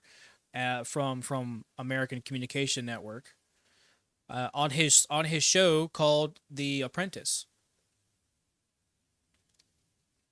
You know, so and he had nothing but good things to say about them. And then not only that, but he also had Betsy DeVos as the Secretary of Education in his cabinet. Yep. So yeah, you can't hate these people enough. I can give you personal experience and what it just from our organization, but I have to preface that by saying that every LOA line of association has its own scale for how they do things. And I think your scale was based on volume, ours was based on pen level. So whenever you Right. reached a certain pen level, and They couldn't care in what pin the level I was at. They could not care what pin yeah, level I it was was at. They on could care how volume. many tapes I would move. No, it Yeah, was on tapes volume. It had nothing to do with Amway right. volume. They couldn't care if I bought a vitamin or LOC, which is their liquid organic chemist or whatever the laundry detergent was. They couldn't give a flying hell. They couldn't care about the pricing. They couldn't care about anything. They only cared about how many tapes, audio cassette tapes, I was moving through their organization. And today tapes have been replaced by voicemail or mobile Right, apps recordings. or monthly fees, whatever it might be. So go ahead. So we Well, know I that know, things might be different, but give us some examples. right. And even if they were So I third-world know, examples, it doesn't matter. Peter, I know let when we her went speak, man. platinum. Dude, this annoys this really annoys it really annoyed me when I went on to their show. Let them speak. Let them speak. For fuck's sake. I know I talk a lot, but I try not to interrupt you guys. We got a Fuck. quarter a tape. So, and we got like 10% on the books, which was minimal. It was, I would say, we had a large platinum ship. I would say it was somewhere between $1,000 and $1,400 a month for all of that put together. And that was defended by saying that it was our payment for sorting. At that point, we had to take the orders, we had to bring the orders in, we had to sort them all, we had to get them to all of our people. So that was compensation for the time and the effort That's that took. fair, fair Um, what, justification and probably true, right? I mean, that was true. yeah, I mean, all that and stuff, and that in was in justification my for mind, real. in my mind, that's kind of how they hook you into it, is by, it's a little bit at first, and it helps with some of the work that's involved. But then when we went Emerald, it was more like $1, and then at the diamond level, it went up to several dollars, and I don't remember exactly how much that was. But when you're talking about a small diamond ship being 300 or 400 people, and you're making a couple of dollars on every person that buys a tape, you're making 25% on a book. You make money on all the subscriptions. There's a lot of money involved when it comes to a lot of people, and you're making, $10 off each one every week or every month. That's a lot of money, and that doesn't even go into how much functions pay. Going to a conference, we called them functions. That was also paid out based on the numbers that you brought to the function. You only got paid if people attended, but at the platinum level, there was no compensation, at least not that I remember. If there was, it was very small. At the emerald level, there was more, and then at the diamond level, it was several dollars each. I don't remember exact amounts. I'm thinking it was around $5 a person, but you got paid on every conference that they attended. You got paid if they bought any tools at that conference. You also got money for that. So it wasn't unusual for checks to be in the thousands, 10,000s even for a conference weekend. Wow. Wow. So we're talking about That's some serious money. That is some serious money. Just go to an event, go to an event, make some cash, go and buy a used car. That's fucking wild, dude. That's crazy. Holy shit. I didn't know it was like that. Now that makes sense. The lifestyle that they live. that's serious money. We're not talking about play money or, hey, this will offset some of your expenses money. Now we're talking about lifestyle changing money. Mm-hmm. That And happens at I think Emerald. Yeah, right. that's what I would And so I say think is it's pretty what. fair to Go ahead. it's pretty fair to say then that's why they're so territorial about their groups. So Yes, a group for sure. splitting off to do their own tools is a big thing. I mean, that's like the Absolutely. mafia. Somebody starting their own family business. Like, wait a minute, you're taking away from the family business, and now you're starting your own Right. family business? We're not letting Right. this go. So it's pretty And territorial. it's not one person, it's a whole group that they bring with them. Right. So yeah, it can be a big chunk of change when somebody moves their group to another LOA. Got it. Let me All go right. back. So the reason why I wanted to cover that, I'm sorry, Scott. The only reason why I wanted to cover that is because I wanted people listening in to just hear some examples, because they're in MLM companies too, and they might be asked to buy books, or they might be asked to buy tapes, or they might be asked to buy voicemail or MP3s or whatever it might be. And there's no Here's the thing, and this is just business wise. If you have to ask people to buy something from you, that's a problem. That's a problem. Show people the product, and if people want to buy it, they'll buy it. When I make my dioramas, and I tell you guys if you want a base made for maybe some models that you have printed out or something, just reach out to my email. That's all I do. That's all I do. I don't ask you, but I don't ask you guys to buy things from me. I would never do that. I want to offer something to you guys that you really, really, really want. Okay, and I show you that it's there, and that even if you wanted something custom, I could definitely do that too. But I show you that it's there, and you guys can can take it whenever it's available. But never ever ask someone to buy something from you.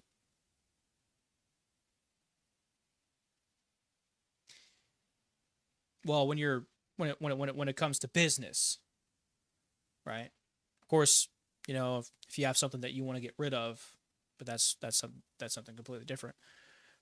But yeah, what the fuck, man? Problem with profits being generated from tools. Somebody had to create them. Somebody has to be on the hook for them. Somebody's at risk. It's the disclosure or non-disclosure of the profits that is the questionable thing relative to some companies, including Amway. But if you're like a I business, totally, yeah, I maybe agree with that. if you're running a business, if you're running Peter's MLM, and I need to make money on the MLM and also I have to do functions, well, there needs to be profit from the functions. I mean, I can't be doing this out of the goodness of my heart for thousands of people. If I have to set up a system, I mean, I need technicians, I need servers, I need blah, blah, blah, I need all this stuff. I need to do the research and development, maybe some legal stuff. I need a lot of stuff. There's money involved in running a business. Let's not be naive to think that it's all profits. But the reality is how those profits are diversified, split up, and disclosed are key. Because the Amway tool scam that Scott always talks about is they're preaching that their lifestyle that they're selling you on comes from Amway. And what they're not telling you is the lifestyle that they're preaching you on from stage is coming from the books that you're buying or the tapes that you're buying or the meetings that you're going to that you have to be at. Otherwise, you're going to miss the secret sauce and you're not loyal and you're going to Amway hell. I think there is a place called Amway hell. Lisa, Lisa, welcome. I thought you were hanging out with your friend, but I'm glad either way. I'm glad you showed up to the live. I'm so happy to have you in. I was just talking about you earlier because Hugo is on with us now, and he's actually feeling pretty good today. So, Hugo, go ahead and say hi. Hey, Lisa. Oh, Good to hear okay. from Well, you that's again. awesome. I'm glad you had a fun time with your friend. I'm glad, and I'm so glad that you have joined us for the conversation tonight. So, but I do want to say now that you're here, I'm super proud of you for going and speaking with Diane, supporting her, telling her story. So, and I have Hugo here because I know that he was in for quite some time too, and so, um, what do you now that I have this whole thing stopped? What do you think about this specific part,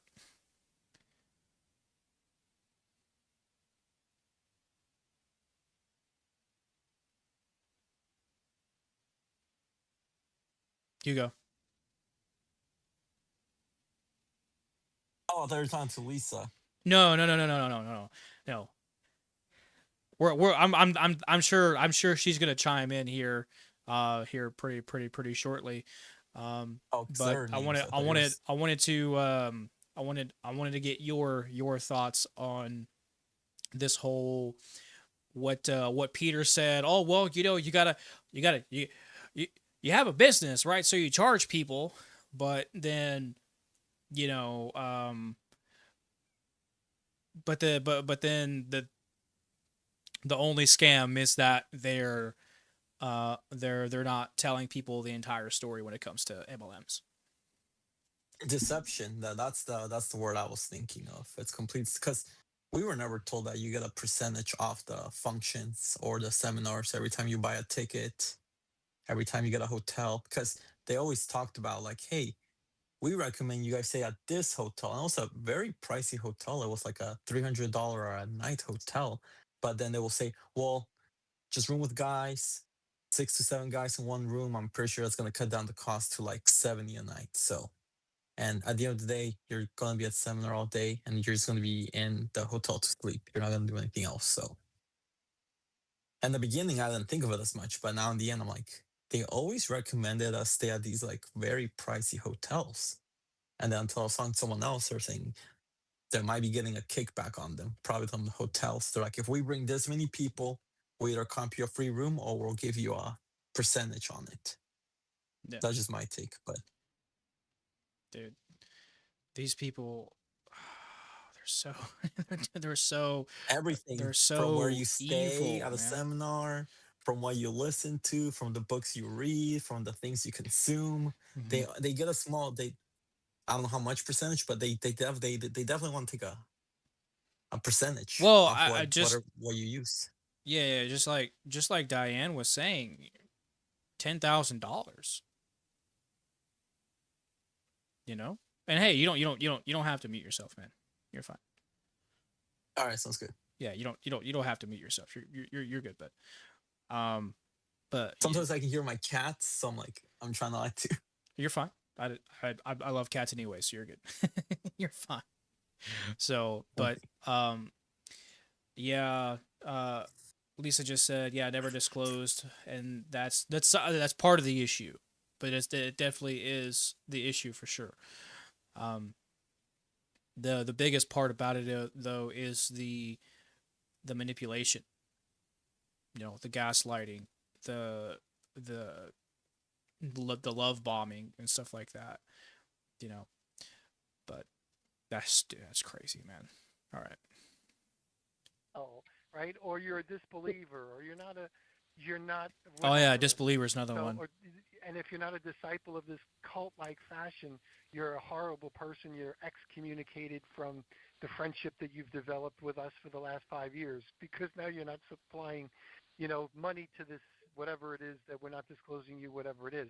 And I just wanted to kind of make that clear that it's not just in Amway, it might be in other companies, and how it's disclosed is really the big identifier that I want to bring out, and Scott brings out all the time. So anyway, so go ahead, Scott. I'm sorry.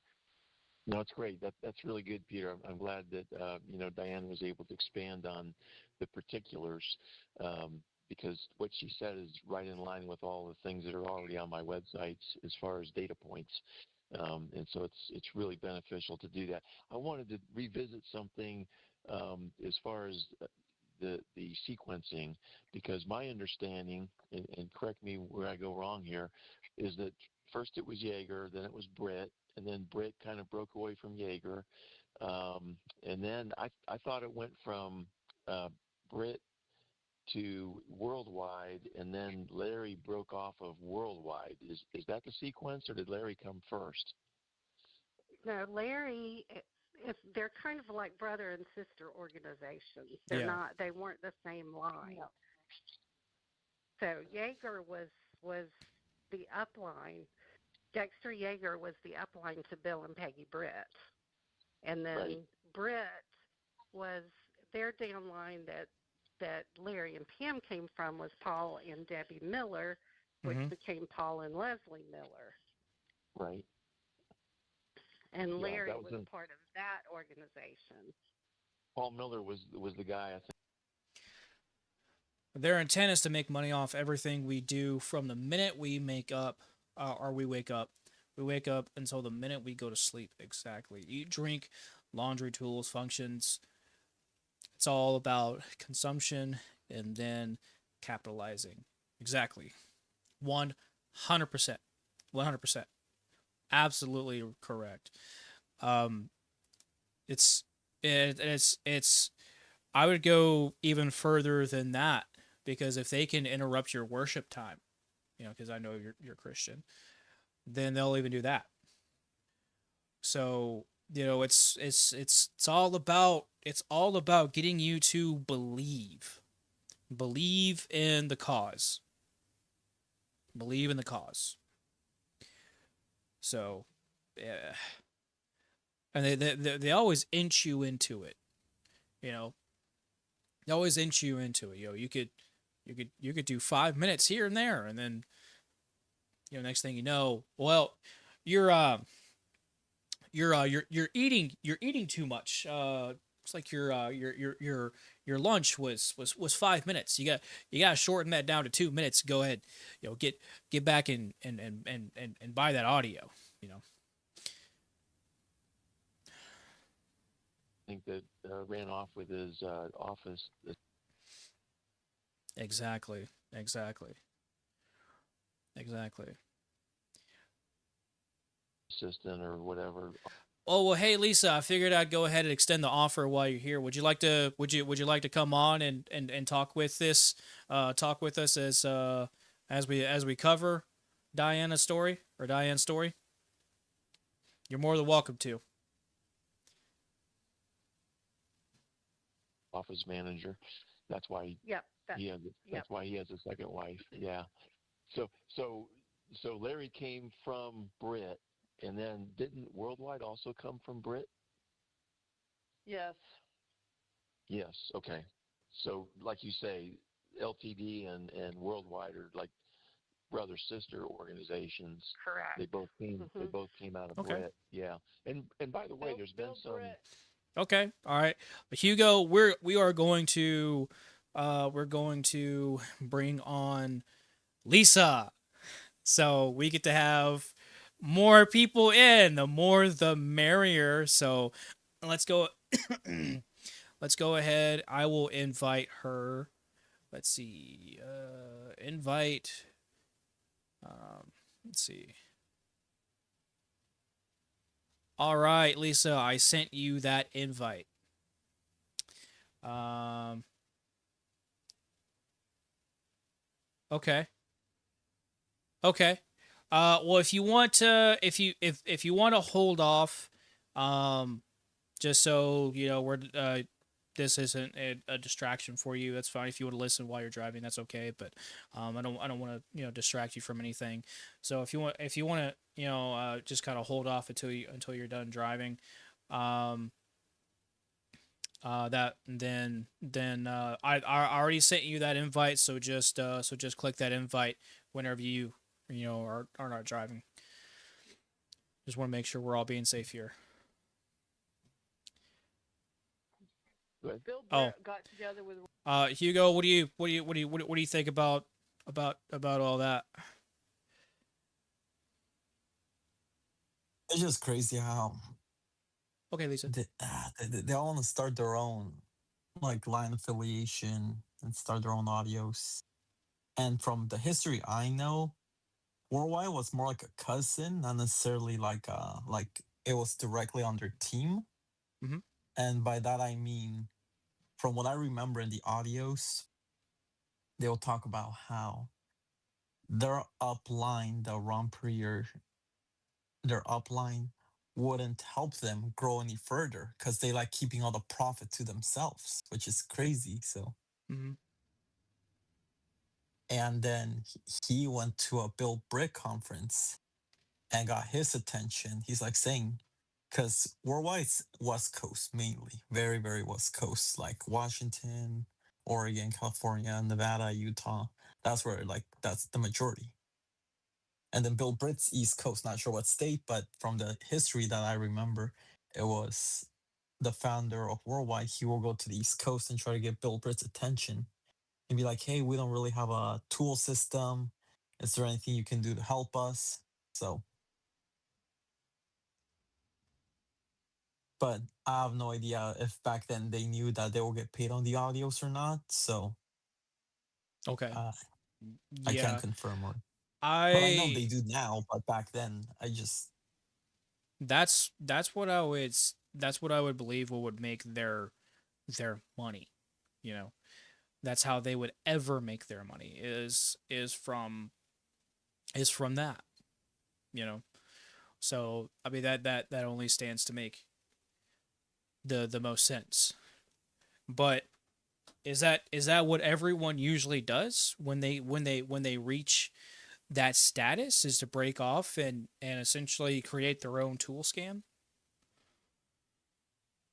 from what I know is that sometimes yes, but I feel like that happened more in the East Coast with Bill Britt and Dexter Yeager. Mm-hmm. With Worldwide, I know there was a famous scandal, not my upline, but a different one. It was before I got in that the guy cheated on his wife and then he got kicked out. So he started his own affiliation because he still kept a portion of the business. but he just Right. wasn't allowed to attend any worldwide meetings. So he had no choice but to start his own thing. So that's as much as Oh, I know. gotcha. Gotcha. Oh well, um, I'm hoping that their stuff crashes and burns, and that they get exposed for being the pieces of shit that they are. So, Right. all right. I sent that invite over to Lisa. I'm trying to make sure that she got it. But yeah, Lisa, if you want to check your Discord, it should be in notifications. So, let's see. It should probably actually. Let me see. Let me see if I can. Let's see. Would I be able to? Oh, okay. Yeah, check your direct messages, Lisa, and your Discord. And you should be able to click that join voice whenever you're ready.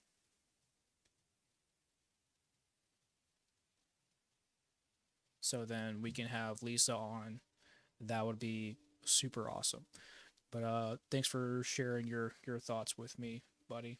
Um, so all right, okay, let's get back into it. One in Georgia Lee per year back in the 70s. And Yeah. like Diane just said, they're sister companies. So Bill Britt taught Ron Prieur how to have his tool system, Worldwide Group. At the time, it was called Worldwide Dream Builders. Now it's called Worldwide Group.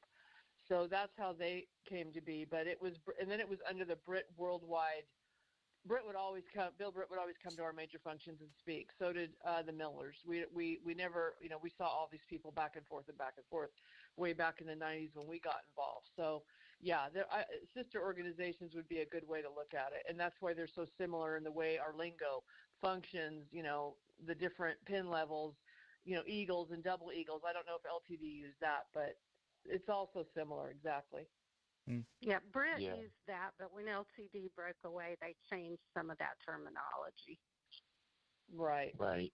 And So, I want so to add one worldwide. thing real quick. Yeah, go ahead. If I can add something to what Peter described was really good, and I just want to say something about that because this shows you how we were taught CORE, CORE. Okay, change or remain employed. That was the acronym for CORE. I don't know if LTD used that or not, but our whole They thing was used CORE. Okay, so see, it's the same. And the very first steps of Oh, I CORE, guess we did. okay, if you're serious about building an Amway business, we're always plug into the functions, plug into your audio, have your Communicate, Oh, which was yeah. Ambox way back in the day, Yeah. became Communicate. It's a voicemail system that, Diamonds and that would use and Platinums above in their business. We all would be a part of that. Anyway, but we were taught as a core step was part of that was absolutely plugging into the tool system 100%. And if you didn't do that, you were not core. You were not serious. And then the closer we got to platinum, we were told, okay, you're about to step into profit sharing. You're about to step into Executive Planners Northwest are going to do your taxes for free. And they'd pump you up with all this stuff and say, this is what's coming as soon as you're 12 out of 12 months platinum and da da da da da. It started to be revealed to us. Of course, we never saw the profits and stuff that Diane's talking about because we never remained platinum, but we were being told things as you got closer to it, what was coming. And I remember thinking to myself, okay, all this is fine. I get it. You guys are working. It's true what Peter said. There is a cost to business. But why over 30 years worth of board plans was this ever not told to us? Why didn't they just come out and say, hey guys, as you build the business and you become part of Worldwide or LTD and you're part of that affiliation, you're going to have these profits as you build your business. Just disclose it, just be honest about it. The part that really irks me is that was never talked about. And when they stand up there and they show their lifestyle, there was video after video after video at FED of boats and yachts and motorhomes and trips and all this different crap. In none of it, and we're making 6 figures a year and all this stuff. And look what Amway can do for you. And these people weren't making money off of Amway. I'm not saying they weren't, but they were making money from this. And so, and I know what you said, Scott, that that's confirmed on your website and everything. But for me personally, to hear Diane just have the courage to speak out and say, "Oh, absolutely, that was going on," really solidifies for me and validates for me the ick factor I was feeling for a really long time, being around the business, knowing this was going on, and nobody would talk about it, and nobody would come clean with it, and we would ask questions, and we were always dismissed. That's what is really upsets me. So Yeah, I it's just all wanted very to say that. secretive. It's Yeah, all And very exactly. secretive. And no, Yeah. Well, the reason why they never disclosed that is because people would then realize that they never were supposed to make money off of Amway, and that they were only supposed to make money off of the tool scam. But guess what? Usually, by the time you got notified about the tool scam, they've already groomed you right into being a part of that leadership. And so the only kinds of people that usually, really make their own or build their own generational wealth are the people that took that kind of deal and screwing other people over, right? That's why Can I all. jump in Yeah, go with for it. that? Yeah. Well, what I remember in the meetings,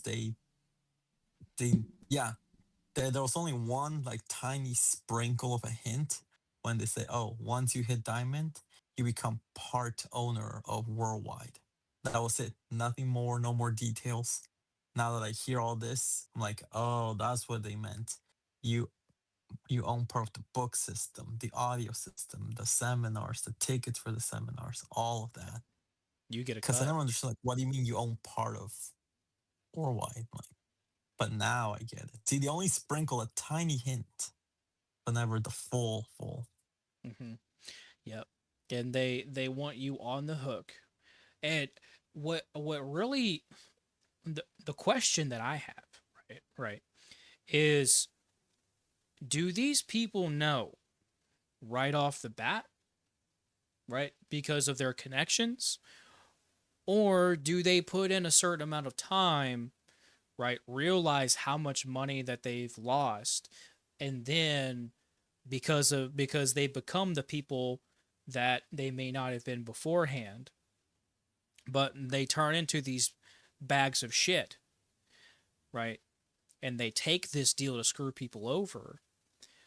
Were they the same, victim as before, right? That's the question that I have. Or did they go into it knowing that they weren't going to make any money from Amway, and then they ended up starting their own tool scam to begin with? But I think Diane really answered that question beforehand, um, because and I'm pretty sure Lysa will or and maybe you as well can really answer this question. Larry was in some time before he started LTD, correct? Yeah, If heard from what from what I heard, he was part of Bread Worldwide before he broke off and did his own organization. Okay, yeah. So he was in for quite some time before he started LTD. So, uh, was there ever a time that he didn't know what was going on until he knew what was going on, or did he know what was going on the entire time, just worked his way to eventually break off and start his own tool scam?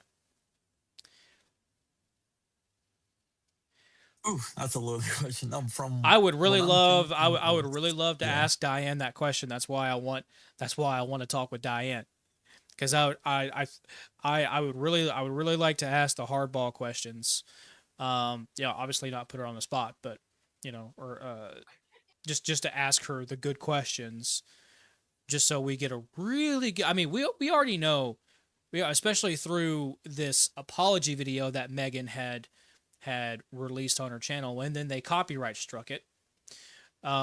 But uh, I just to get a little bit more understanding about just the douchebaggery that is Larry and Pam, you know? I mean, jocks aren't even that much of a prick, you know? The guys who dunked me in the toilet back in high school, that I still think about, and I still cry about when, you know, when it's just me and Sky. Um, so, but yeah, I mean, God, fuck, man. All right, uh, Lysa, make sure you keep that in mind before you hop on, okay? Because I want to answer that question if you have it. Nobody I'll tells go. you anything until you get to a level where they think you're due for it, and then they'll tell you the Exactly. specifics. Like we had no idea what we would make Oh, at the different levels because nobody ever told us till we got there. Uh-huh. They just told us Right. there would be oh, more. well, well, if I had just played it a little bit longer, I think we all would have gotten that Yeah, that because like that answer we were looking for. yeah, because from what I heard was like they don't tell you until you hit a certain pin level, which is I think the platinum. Which once you pin that pin for 12 months, they send you a new contract, and apparently it's a non-disclosure, a non you can't speak about it publicly. Oh, they make you So sign an NDA? from what I'm thinking, because they never talked about oh you get a percentage off the audios or the books. But then well, but then later on they let you in on the secret that you actually do. Yeah, And then they make you sign an NDA after they tell you. probably. Yep. What the fuck, dude? Okay, Lisa is saying it's correct. So I'm assuming that Larry kind of went through the same deal that he didn't know what was going on until he knew what was going on.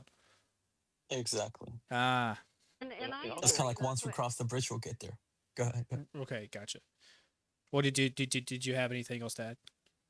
Nope, nope. Go. Okay. has That's been said. exactly what they told us I- too. Yep. I'll go. Yeah, I'll go a step further. Why just take yourself out of Amway?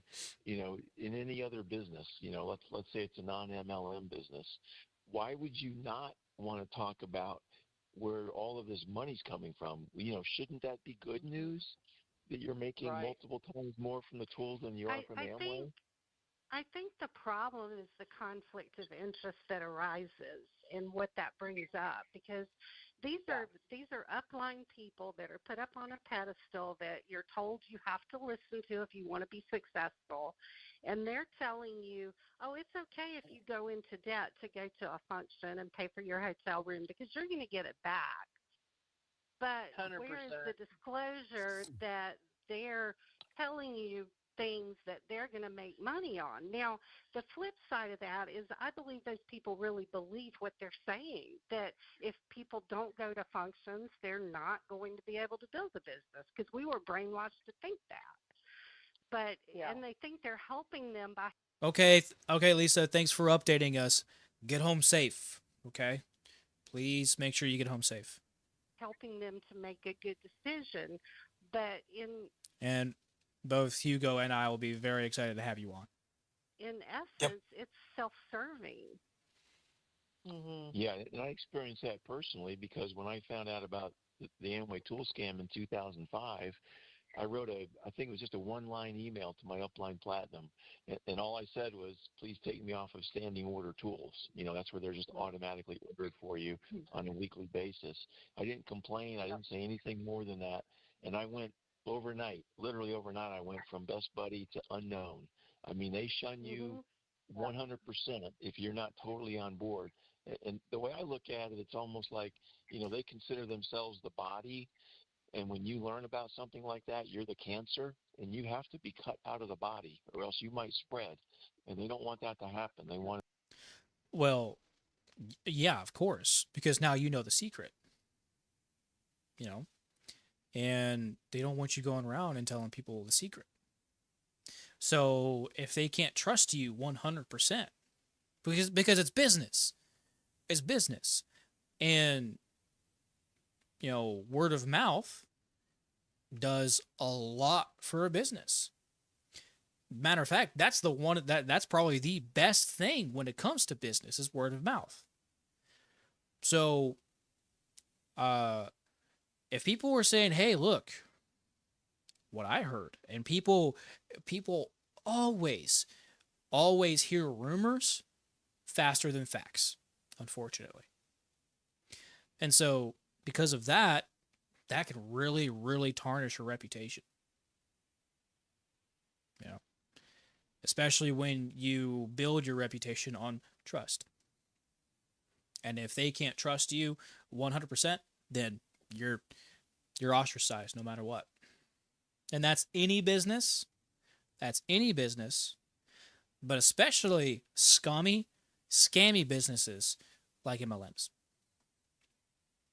What do you think, Hugo? Yeah, it's just it's so much to decompress.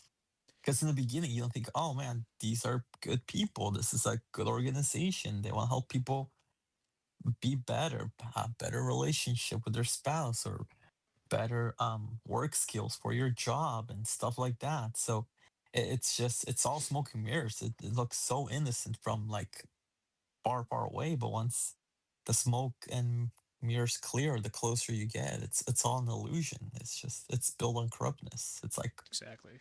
it's fake gold. It's like or Yeah. spray painted gold. It's coal on this and spray painted gold. Like wow, this is not what it is.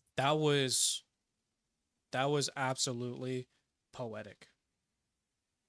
Like that was you got to keep that one, dude. Okay. You got to keep that one. That's exactly what MLMs are. Coal spray painted gold. Yep. That's beautiful, bro. You should put that on a refrigerator. Because they paint this like lifestyle, like oh, you can be free and you can take care of your family, you can go on these vacations and shopping sprees, and Yeah. Yeah. but at the end of the day, like in my case, like pretty much a big percentage of my money went towards them. I was building their dreams. I was building their pockets, not mine. You know what's really So funny is that they always say, uh, when you go into work, you're making someone else rich, yeah. right? Oh yeah, they Yeah. always jabbed us. Yeah. They always roasted us on that. Yeah. They always roast the 9 to 5, which there's nothing wrong with the 9 to 5. No, At least it's no, no, honest no. work. You know. Unfortunately, it doesn't really pay the bills anymore. But Mhm. you know, when you're beating people up because they're not scamming people like you are, right? And then you're convincing people to do the exact same thing, coming in and making you rich because when they go when because when they go to work they're making someone else rich, but it's not the same when they do it for you. Exactly. At least with a job, you get a small check out of it. Mm-hmm. There, you just attend a bunch of meetings and get nothing done. Oh yeah, one hundred It was percent. just motivation. It was nothing on how to sell. It was nothing on how they should build a proper business, how to No, create marketing, and no. yeah, it was just Matter of fact, they teach you. Um, well, I don't think they really teach you. They do the exact opposite on business because they will absolutely convince you, if you even have a business, to run that into the ground. Right? I saw, I saw that with someone who was in my cross line. She had her own business, and they kept her out till like 1 in the morning. You know, on one of these meetings, right? oh yeah, there were so many sleepless nights. Mm-hmm. And back then, like they made us go like 3 or 4 times a week. So you're pretty much like, and back then I had a job at like 7 in the morning. So Yeah, 7 in the morning, I get done by 4, leave for the meeting at 6, traffic, get there at 7, go until midnight, and then everything after training, and until 1. You get home, be 1:30, you snack on something 2:30, you go to bed, it's 3, 4, 5, 6, 7, 4 hours of sleep, and then back to work. And you lose critical thinking because you're so sleep deprived. exactly. And from what I do know, it's like once you're sleep deprived, your subconscious is more suggestible. That's why I say plug in the audios, plug in the books, because now you're just consuming what they say, Yeah. and every audio they glorify. Oh yeah, dude, we were running on 2 hours of sleep. I woke up and put on my pants backwards and went to work, but that's the price I paid because I was so all in. Wow. Dude, what the fuck? What, dude? I was Dude, I remember getting fired from jobs. really? Oh yeah, I don't think I said in the They interview, but they when I got was you when I was in fired? Worldwide, I had at least 15 different jobs in my 10 years. What the fuck? Because a lot of people get fired from their jobs just because we were so sleep deprived. Yeah. Yeah, I just remember one time it was like I just started this new job, and because we were out till like 2 in the morning, like I said, get home at 3, fall asleep by 3:30, be up by 7, still can clock in at 7:30. But you're exhausted. So during orientation, I'm like dozing off, dozing off.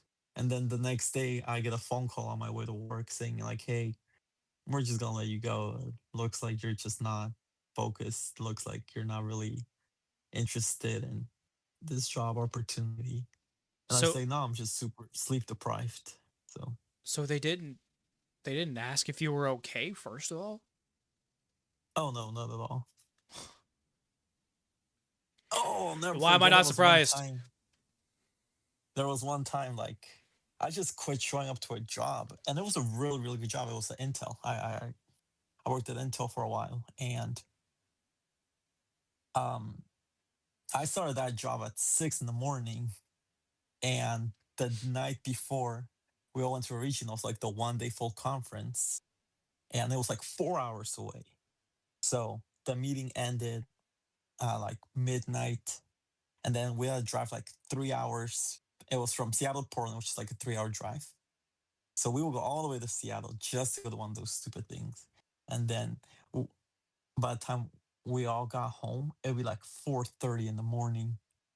And then by the time I got to my own place, it was 5. And I was like, I only got 1 hour to nap. Not even. It was just like I had like 30-minute nap, and then I got to get ready to start driving to my job. And back then, because I was so all in or so brainwashed, I was like, you know what? I don't need that stupid job. I'll just find another one. And because I was so exhausted, I'm like, I don't want to. I don't want to drive sleep deprived either, because that's just as dangerous as my opinion, just as drunk driving. Yeah. Driving very sleep deprived. So Oh, I know exactly what you're you know, talking about. yeah. So my own logical thinking, or what they put in my brain, is like, you can always get another job, but there's only one worldwide, one Amway business. Hmm. And that was my logic thinking that was filtered through their system. And I just went to sleep, and then I woke up, and then I just quit showing up to that job. And they actually called me. They're like, hey, is everything okay? Like, we haven't heard from you. Like a job should. And I just never answered them. Yeah. And looking back, I'm like, dude, I should have just told them, like, no, I was having a rough night, and then I'll jump back to work. But no, because I was so like, I can always get a different job, but there's only one Amway. So I really, job wise, I kind of shot myself in the foot, because Intel was a really good opportunity. But Well, just like I told Megan yesterday, don't beat yourself up, man. You know, yeah, you were brainwashed. People shoot themselves in the foot when they're brainwashed. You know, so and I wish I told Megan this too. You know the difference now. You learned your lesson. yep, Okay, and now you can do things to change that. Okay, but don't beat yourself up about it. Okay, um, beating yourself up about it is only going to do worse. Okay, because then you're going to start thinking less of yourself. Just like I told Megan. Okay, you're not less. You're actually more than, because you, Megan, Lysa, all of you guys, all of you guys figured out what was, figured out what was going on. You stood up for yourselves, right? You found the truth, and you walked yeah. away It from just it. feels good to break free. Yep. Exactly. You know, just like Lysa was telling me, I think maybe a couple days ago that, you know, It's the first Christmas. It's the first Christmas out of Amway, and now you guys Yep. don't have to deal with the pressure of buying, gifts from Amway for anyone. Mhm. You're not forced. Essentially, I mean, pretty much, you're not forced to be a part of that anymore. And it's so freeing. It's so freeing with for that. And that's awesome. That is awesome. So there's always a brighter side to things. There's always a brighter side to things, right? So look to that, and if you do feel guilty, which I'm sure you guys do at a point in time, because I'm sure that you brought people into the business, or you tried to bring people into business, and Lysa, I'm sure you did as well. I did as well, right? When we thought we were doing good for people, and then you find out that you're not, that really does a number on you, and what you could do to really make up for that is to double, triple that number, quadruple that number in people that you helped get out of the scam, right? Or even protected from the scam, So, hopefully all of us are doing that now. That's the goal, is to try and save as many people as possible from these scams, or to help the victims as much as we can.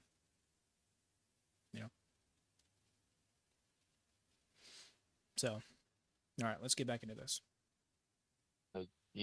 Literally cut you away. Now, I didn't really want to talk to them at that point, so I wasn't that upset that they didn't, interact with me anymore, because I just realized I had been ripped off for a dozen years. So I wasn't looking for a conversation, but it was amazing how it went from best buddy to complete silence with just a simple request of, please take me off of standing order. It was amazing. Yeah, and other that people same thing happened experience that. to us as well. Yep. Yeah, yeah. Same thing happened So to us as well. We were called imposters back in June when I told them that we were not going to be signing up for it, because Worldwide had just created a new app, communication app. They were getting ready to communicate and going to another system, so everything was in house. And I told our upline diamonds, because we were personally sponsored by our diamonds, told them we're not gonna engage in that any longer. Da da da. And the message back to me after 30 years of them telling us they were our best friends and that they loved us and we meant so much to them was, you're an imposter. Who am I talking to? And I just could not believe it.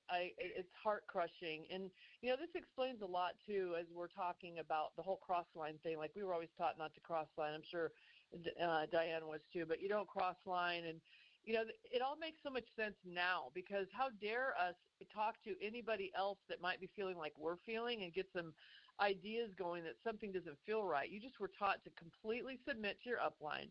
There is no other person you're to take information from. You're not to go look online. You're not to go seek out other information. You're not to cross line. And now that I'm out of that cult-like thinking, it's like, I can't believe that I even at any moment thought that this was all right, but they're so good at manipulating you, and you really do think you're helping people. Like Diane said, you really, I never for a minute thought I'm doing anything to harm people. My husband and I genuinely cared about people, and we really truly wanted to help people. And there was a lot of pushback, probably more from me, when they would ask us to do certain things. I'd be like, no, I'm not going to manipulate people like that just to get them to a function. I'm not going to tell them they need to charge their credit card or sell their car to get to FED this year. There was all that going on. Well, tell them they need to sell their car. Tell them they need to, just go open up the Amway credit card. They'll get PV for it. All this stuff was constantly being pushed so they'd get to the next function. And I'm not even kidding you. The minute one function was over, within 1 week, they were pumping the next one that's coming in 90 days. It was non-stop. So yeah. Something I wish I had paid more attention to. And actually, this is something that I decided not to do in the moment, and that's because I was actually in my uplines vehicle in uh, a couple of a few hours away, down doing some networking. So it was, um, oh, oh, okay. I think that was just an ad that popped up. Weird.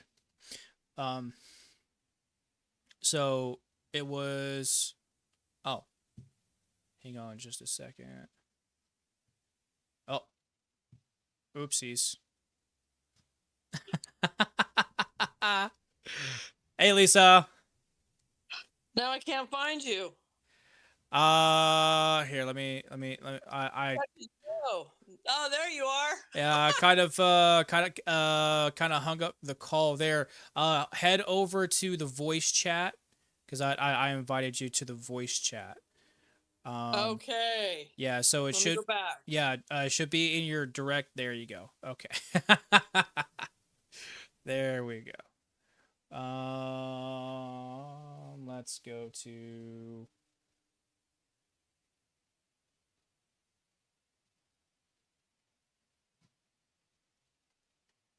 Hey, sorry, Hugo. Oh, you're good. You're good. Sorry, Okay. buddy. Trying to get Lisa in here. Are you able to see interviews on the Discord? No, not at all. I had to go all the way. You told me to go to voice chat, and that's how I got in. Okay. All right. Yeah, Here. that's what I'm like. I took a screenshot. So I'm like, Okay. Well, I know I'm not. Go ahead. let me invite you to the interviews. Let me know when you get that invite. And just join the interviews, okay?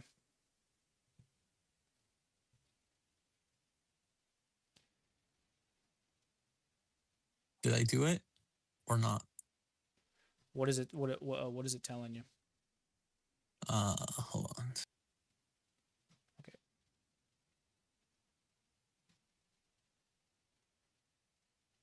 Okay. There we go. Um,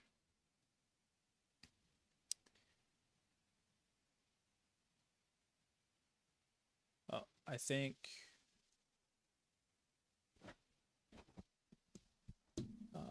so it's just one in there.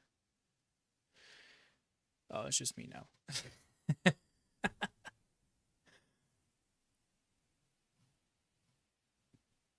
Okay, all right.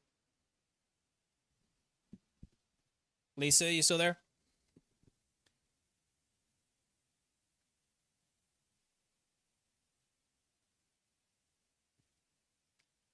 Oh, okay. All right. Don't want to interrupt you, but it doesn't want to connect. So, okay. Okay. All right. Let's see. Oh, I think Hugo. Oh, let's go on. Oh, wait. Yeah. Um, oh, yes. Okay. It's a little bit of a mess here. All right. Should be joining interviews. Let's go back here.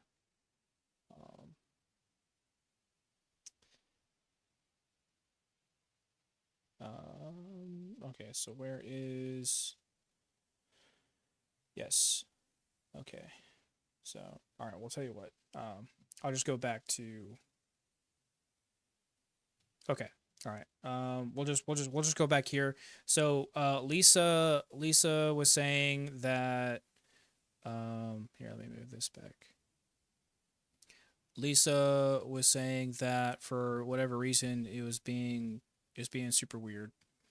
So she said that she was going to um, kind of sit this one out for right now. Um, so I was trying to. Oh wait, this is the actual. So we got it. We okay. There we go. There we go. Alrighty. Um. It's a kitten. It's a kitten. It's a kitten. That's funny. That's awesome, dude. That's a gorgeous cat. I know we found him so straining. That's No one put up a a sign, so that was a gorgeous cat. oh, Oh, he's so silly. is she Oh, it's a boy. here? Let me see if I can invite her. Because I would really love for her to join. Um, Unless you make her go on voice chat. So well, that's how I jump. right, yeah, that's I invited her to the voice chat. So, um, let's see. I will communicate with her, uh, in the chat on YouTube. Um, but I mean she's 'cause I don't want to exclude her.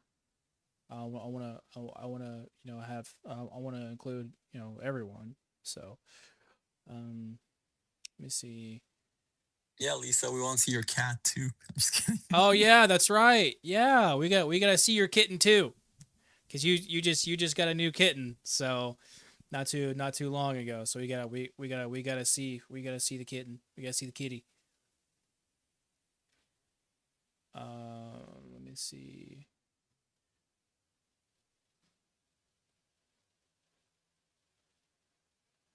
I might have to. Uh, well, it's not a private channel, so it shouldn't be kicking anyone out. So that's interesting. Here, hang on just a second. I think I am now in the interviews. I am, and I think Lisa, you're still in the you're still in the chat here.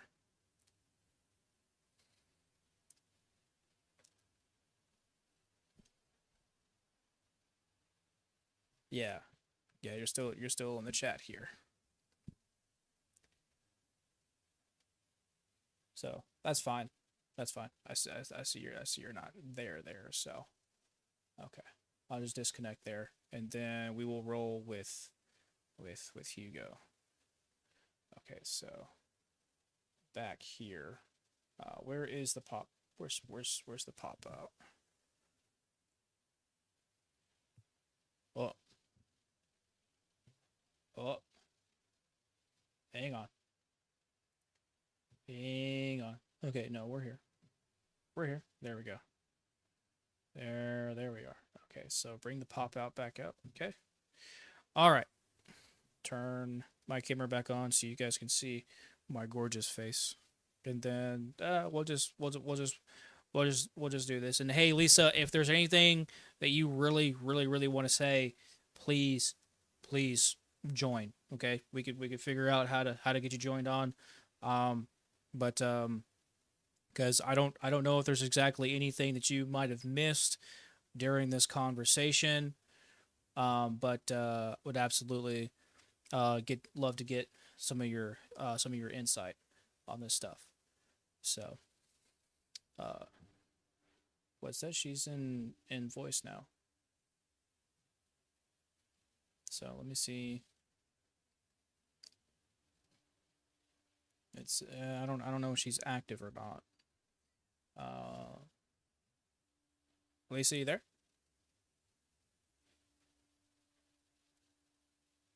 Well, I saw the green. Oh, okay. No, she's not. Okay, all right, that's fine. Okay. Oh, oh, there she is. There I she is. think I'm here. Yeah, you are here. You are here. Good. Now, Well, I'm so sorry, you guys. I just kept trying. I was like, this thing's not working for me, but I'm here. you are all fine. You are all fine. Oh, sorry. We don't want you to discombobulate your podcast here. You're fine. I wanted you on anyways. So All that right, well, I'm here. I'll listen. I'll be here. Okay, awesome. Well, let me try and invite Hugo. Here. Let's see. You don't want my video on, right? You can it's whatever you want to do. If you don't want to put your video on, you don't have to. I'm good. So Hugo got that invite. Let's see. I'm gonna join the voice with Hugo real quick, and then I'm gonna make sure he joins the interviews chat. Okay. Gotcha. All right, I'll be right back. Hey man, did you get that? Did you get that invite? I say check your direct messages. Okay, let me see. And you should have gotten an invite to the interviews chat.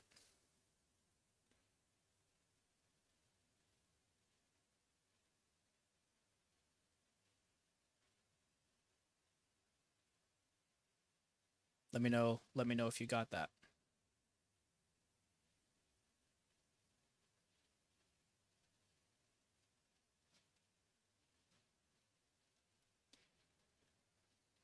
Oh, I think. Oh, no. Okay.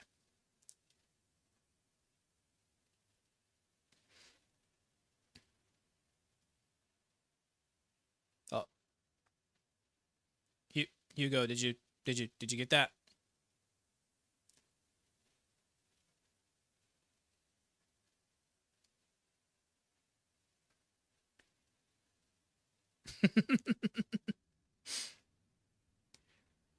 Oh boy, this is a. Oh, okay. Okay. I think he got it. Cause I see. Here, I want to go ahead and switch. Okay. All right. So I believe Hugo got that. Ah. Oh no, he only got the voice chat. I don't know. Trial and error. You're learning here. Trial and error. I want to see why. I don't know if he's clicking the right one or if I have to do something. Oh, hey man.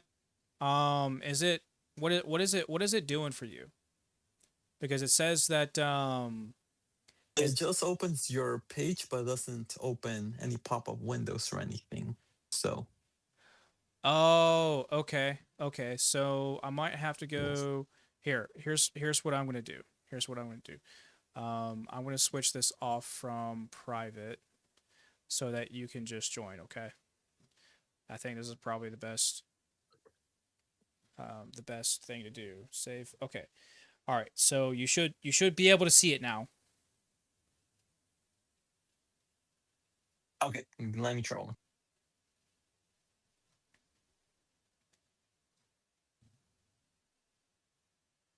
Okay. All right. I think I got it. Yes. Oh, yahoo! Yes. All right. I had to unprivate it. Did it work? Yep. Messed you guys up. Yeah. Yeah. No, it was me. It was me who messed everything up. It's me who messed everything up. So we are all good. That's super awesome. All right. Well, at least a child. I use the restroom really quick, so I'll be back. Oh, go for it. All right. Lysa, thanks for coming on. I hope that we weren't really bothering anything or interrupting anything.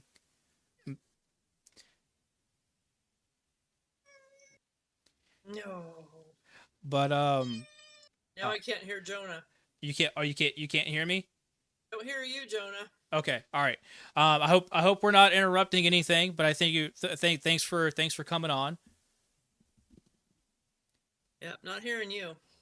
You're not hearing me at I'm all. sure you're hearing me though. My cat's meowing. Yeah, I can hear you. I'm hearing you. Yeah, Okay, I we heard can hear you. Hugo, not Jonah. Really, that's interesting. I can hear you, Jonah. So Oh, Are you still active on YouTube? Are you still watching the live stream? look how I messed all this up for y'all.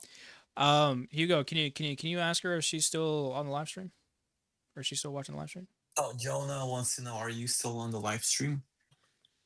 I can see me. I can see him. I can see you. We're all here.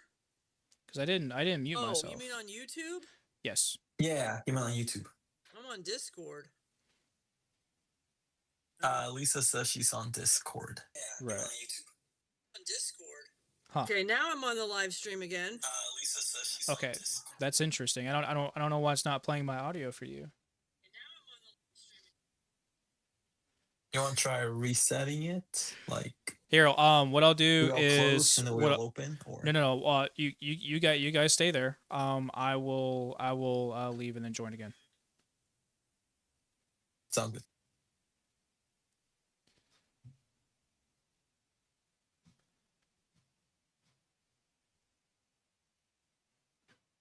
Day off. Okay. Not day off. After Alright. work. There he is. Now I hear him. Okay. All right. Yep. Oh, good. Okay. All I'll right. be back now. Good deal. Thanks for joining us tonight, Lisa. I hope we're not interrupting anything.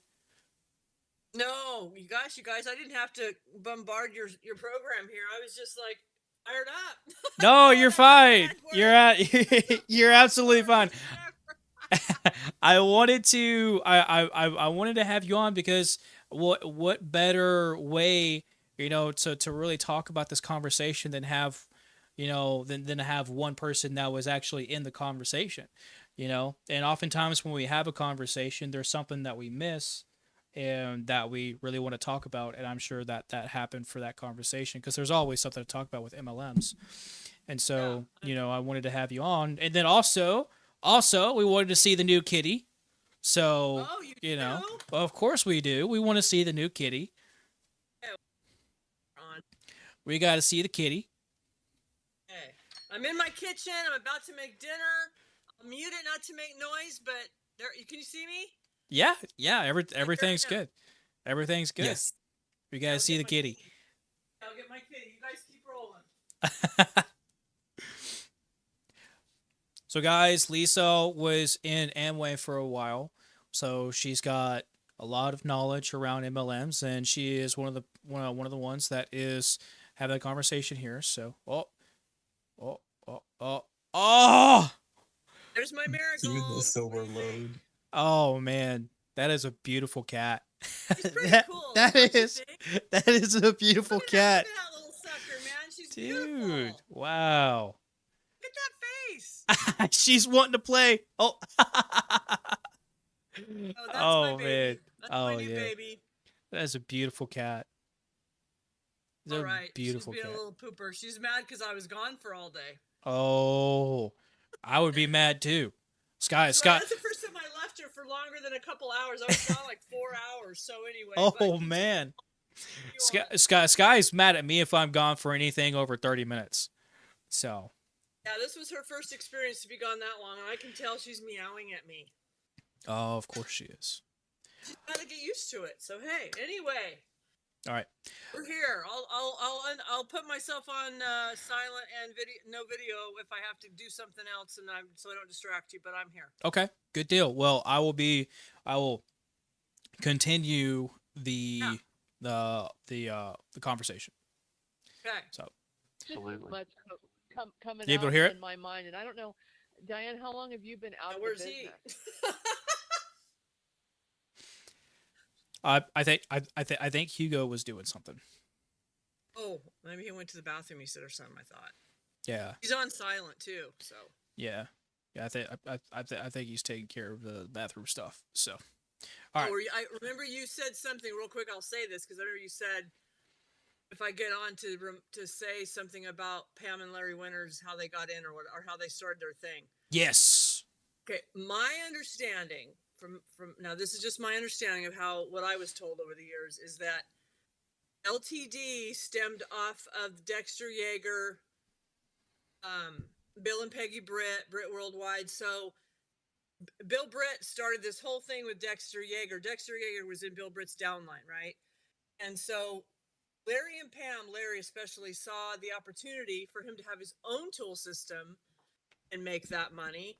So he broke off and started LTD. That's my understanding of it. He was fully aware of what he was doing. That's my understanding of it. And from what Diane has said, that's correct. Right. Now, if you have her on, which I hope you do, you can, like you said, ask those hardball questions. I think that'd be awesome. Oh, me too. Because I have so many questions for her that I would love to ask. So, but we'd love to hear the answers. oh, I'm sure we would. You reached out to her yet? No, because I don't have any of her contact information. I thought I gave you her messenger. Okay, I'll share it with you again. Okay, that's fine. I know she's on Facebook, so I'll share her information later. Oh, okay. I actually deactivated my Facebook, so. Oh, okay. Yeah. Okay. Yeah. We can chat about that later. But Yeah. We can figure that stuff out later. But what I wanted to know was that did Larry come to find things out later on, or did he know from the get-go? Yeah. See, like I said, my understanding is that he broke off from Dexter Yeager Britt Worldwide Group to start his own tools company, LTD.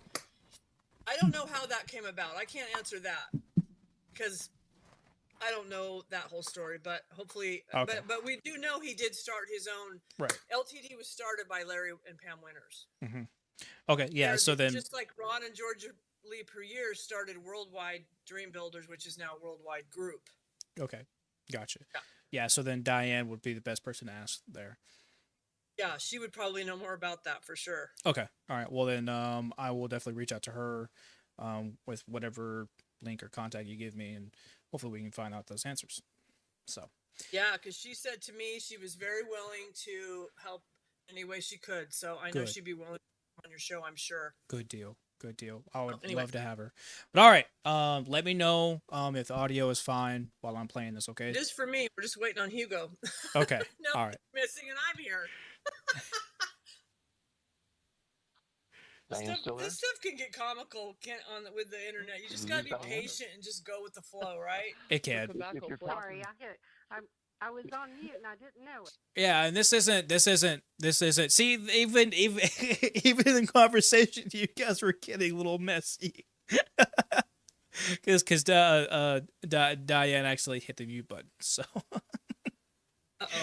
But it's just it's not anything like super professional. This isn't like a business meeting or, funny we're talking about business, but we're not talking about like a business meeting or like a like a job interview. We're just here talking about what's going on. That's right. So. Amen, brother. And we got another cat here.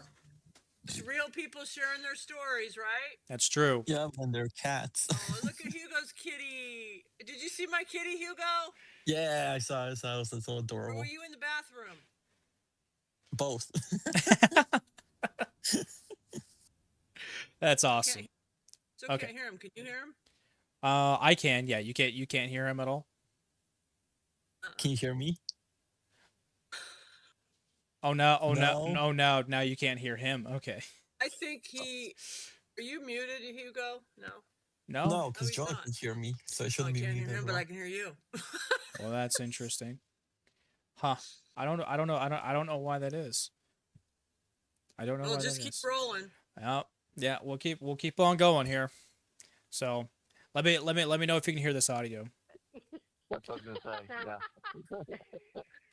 I'll just turn on the live stream. I've been gone for more than a decade, and it probably took me 5 or 6 years just to start thinking halfway like a normal person and not feeling guilty for picking up some other brand of something in the grocery store. Exactly. Wow. That's me right now. That's what we're going through. Yeah. Well, I Yeah. have to say, I, I have to, I have to say, I was always, kind of disappointed in Amway products from the standpoint of how expensive they were. So, when I found out about the tool scam, I didn't mind at all going, back to the negative product.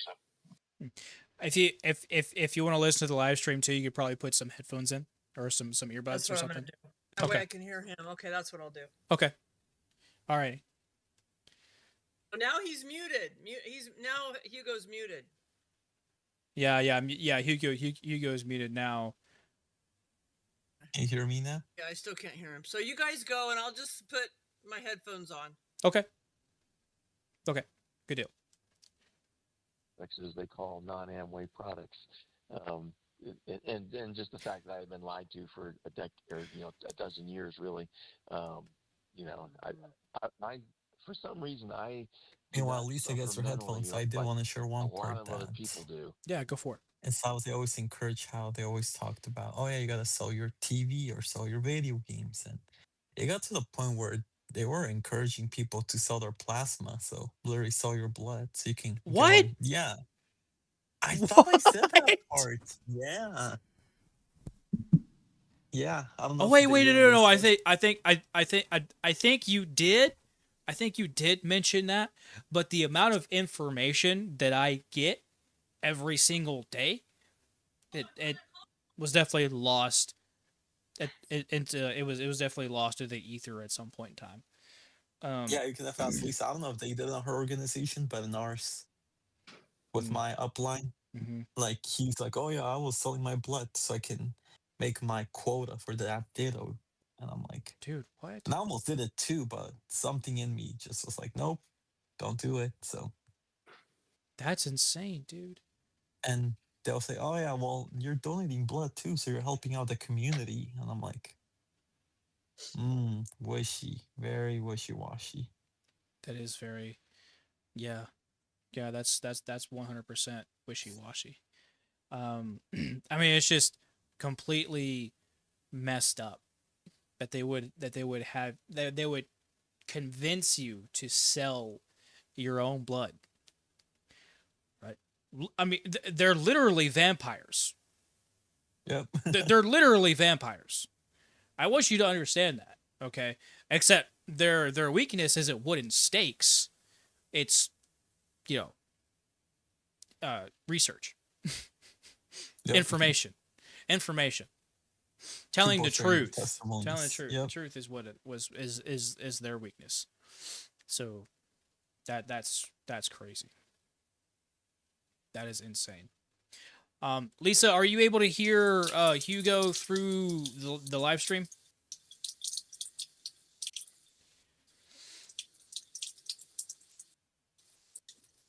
Yeah.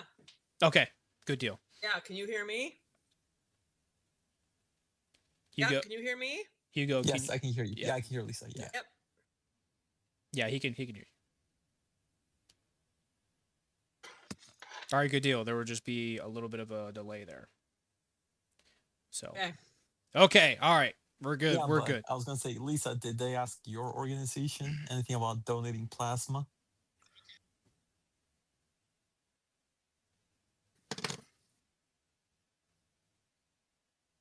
Oh yeah. Yeah, we were told to yeah, do whatever it takes. Uh, Whatever it takes, right? You're a winner if you do whatever it takes. Literally selling your blood. Sell your car, sell your bed, sell your blood. Oh yeah. Oh my god. Sell your soul. Go to a crossroad, bury something that's important to you and call the devil. Um, that's what the fuck, man. All right. Yep. Alrighty. I'm gonna go ahead and continue playing this. I was out of there. I was gone. Now, I have to say, when we joined, I was 33, almost 34 years old. I had experienced some things in life already, right? I was in the Navy. I was, working in a nuclear power plant. I was involved in some big projects. So I had lived life a lot more than I think most people who get involved in Amway. and so I just didn't view me leaving the same way. It didn't really, Right. like a lot of people say, it just changed my whole outlook of everything. And for me, it didn't. Now, maybe if I had been more, let's say, loyal, maybe it would have affected me more, but it didn't. I was just pissed, and I still am, and that's why we do this show every week, Peter. One of the reasons. but I'd like to say, can I Yeah, give go you ahead. another observation about the tool system too, Yeah. though? That none of the speakers on any of the cassettes and stuff, they're not paid for those recordings. You sign a release when you speak at a conference and turn over the rights to that, whatever you say, to the conference and to whoever's running the conference. So I think a lot of the speakers feel like their money coming from the conference is speaker money in as such, because that's all they get. They don't get royalties for a tape that stays in the system for 10 years and has multiple, outlets that it goes through.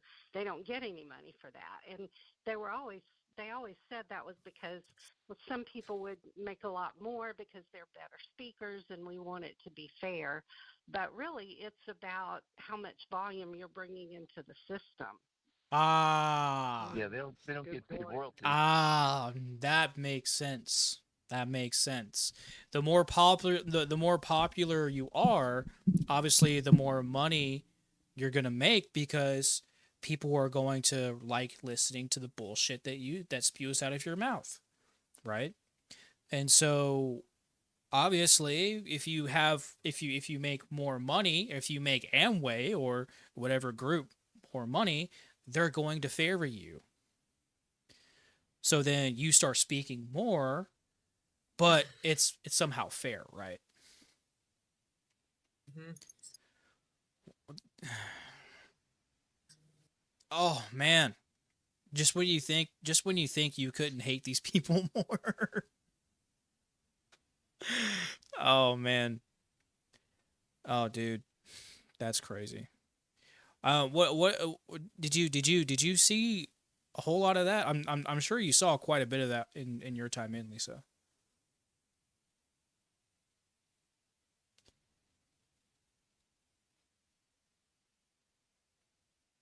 Oh yeah. Can you guys hear me okay? Yeah. Yeah, I can Yes. hear you fine. Yep. I wish there wasn't there's like a lag here. Yeah, there's a little bit of delay from the live stream to the to the thing here. Hugo, do you think you can kind of back out real quick and then join back in? Maybe that'll Okay, fix well, I'll something. just say, Yeah, let's do that. Okay.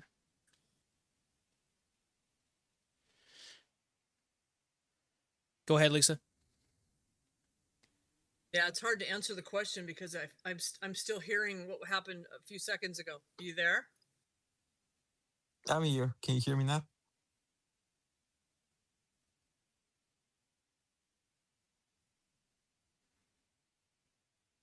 I'm here.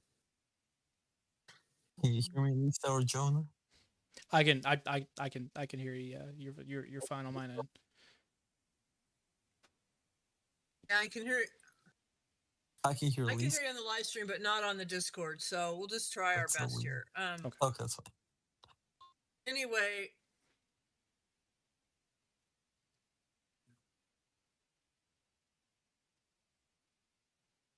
so I would just say that yeah, we saw.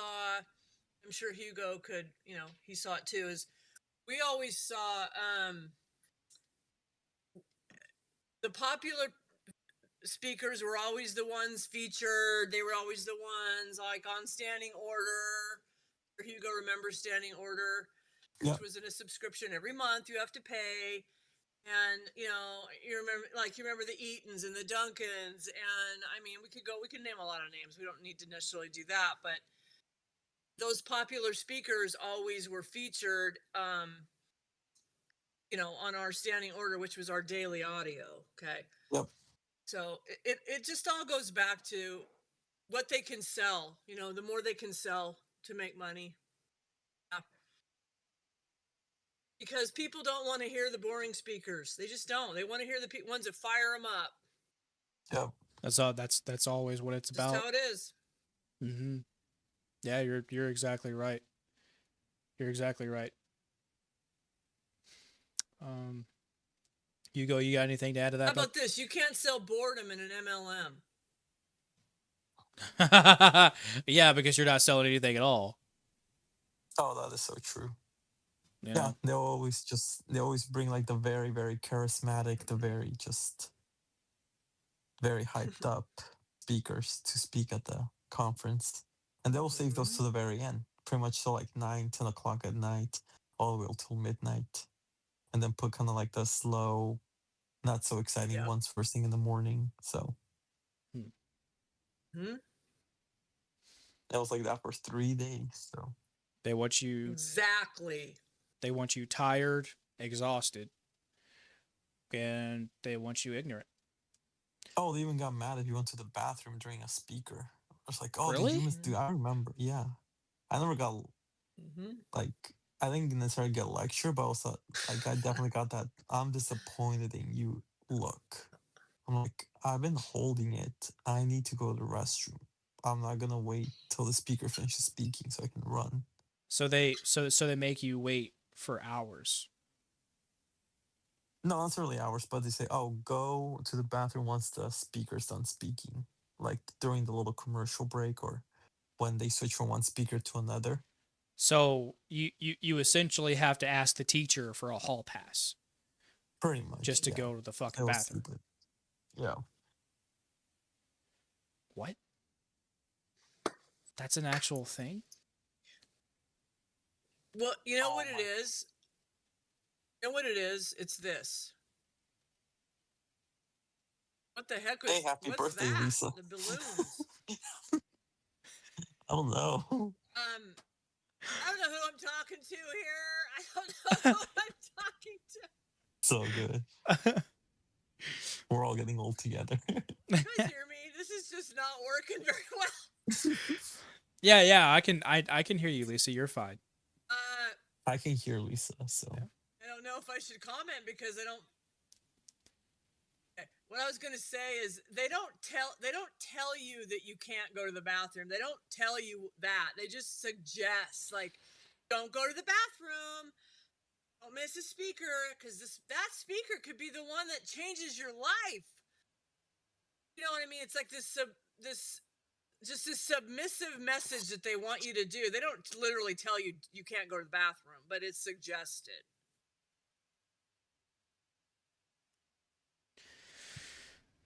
How But you're made to believe you don't you dare miss one speaker. Don't you dare. So they'll have you sitting there for 12 freaking hours. how is this not illegal? I don't I don't know. Mm-hmm. I oh boy. Yeah, these MLMs Yeah. must be eliminated.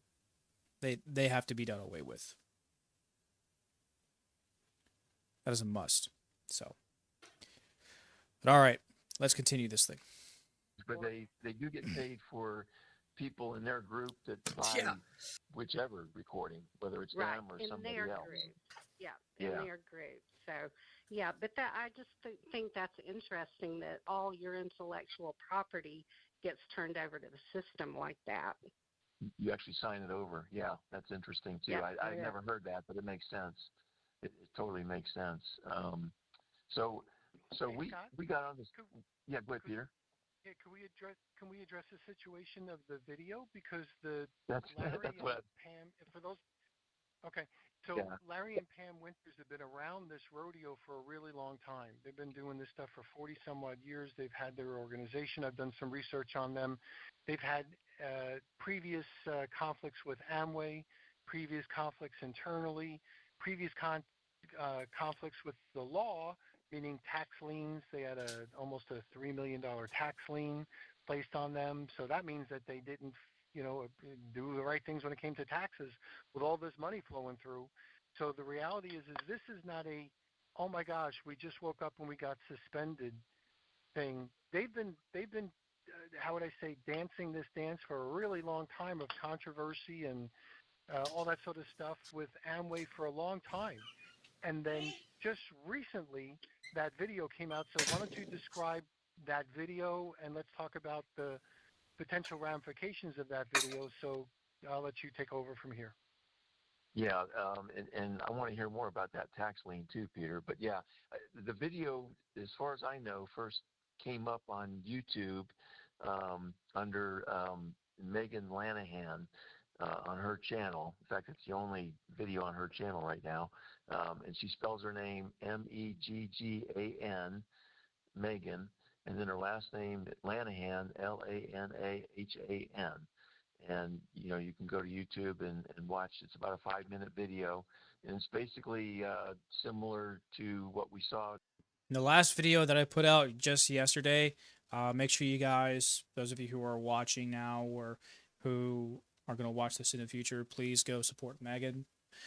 Megan has also got some other socials, so make sure you look in the description, go check those out, show her some love, show her some support, because as soon as that video came out, these leeches, these parasites, they put a copyright strike on that video, and it was taken down. So please go and support her. She's joining the fight in exposing these MLMs. So please go support her. Several months ago with Hannah Alonso, who made a video about Melaleuca and got sued, and then she gave basically what I would call a hostage video.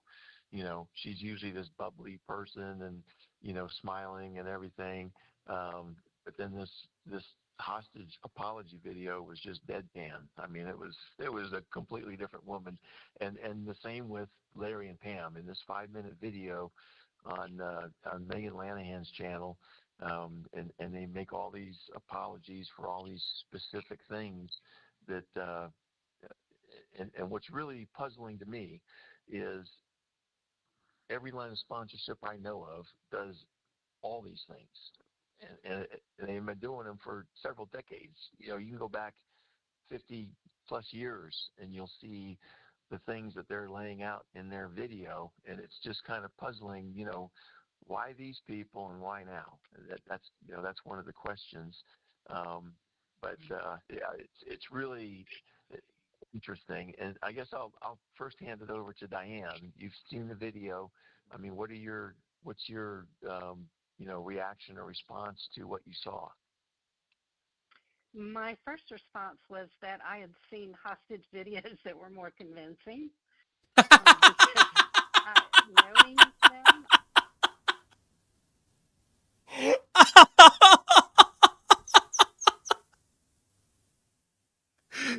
Oh, that was gold. Well done, Diane. That was absolutely beautiful.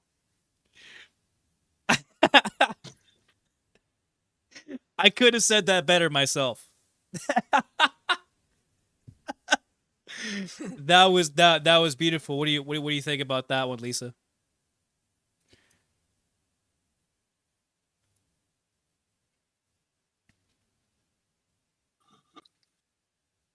I don't know what we're responding to right now.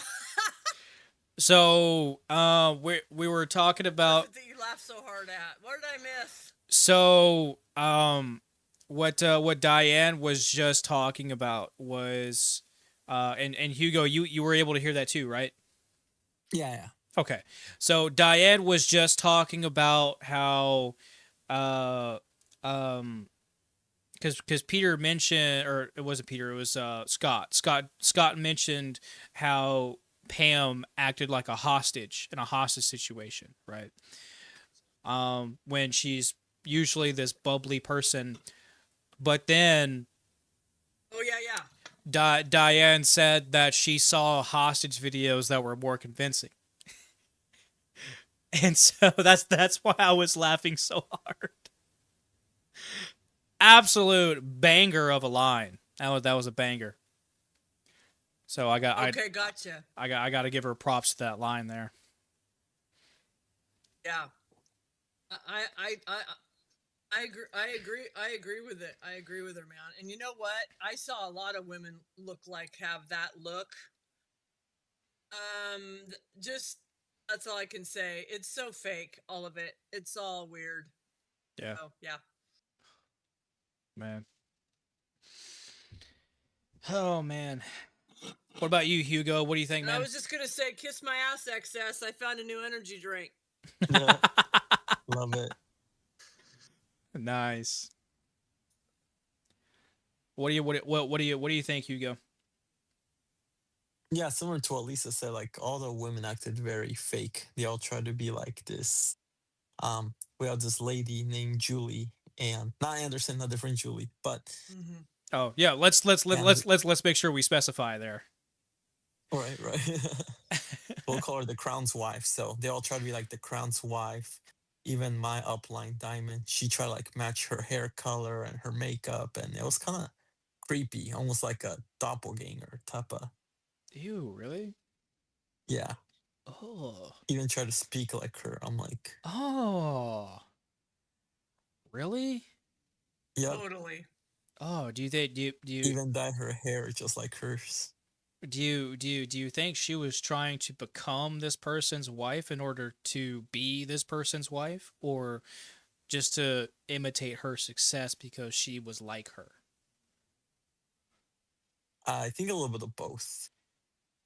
A little bit of both. Okay, so she was trying to be Yeah. successful by taking this woman's husband. No, not really taking her husband, but more like trying to imitate her mannerisms. It's like, okay, if she's doing that to please her husband, I'm gonna do the exact same thing to please my husband. And Oh. ironically, he cheated on her. So, Oh, really? yep. Oh yeah, and that's when everything kind of fell apart. Oh yeah, that's when the cracks really started happening, and no one was telling us what was going on. They're saying like, "Oh yeah, he's going away. He has mental health problems." So Yeah, and we were always taught.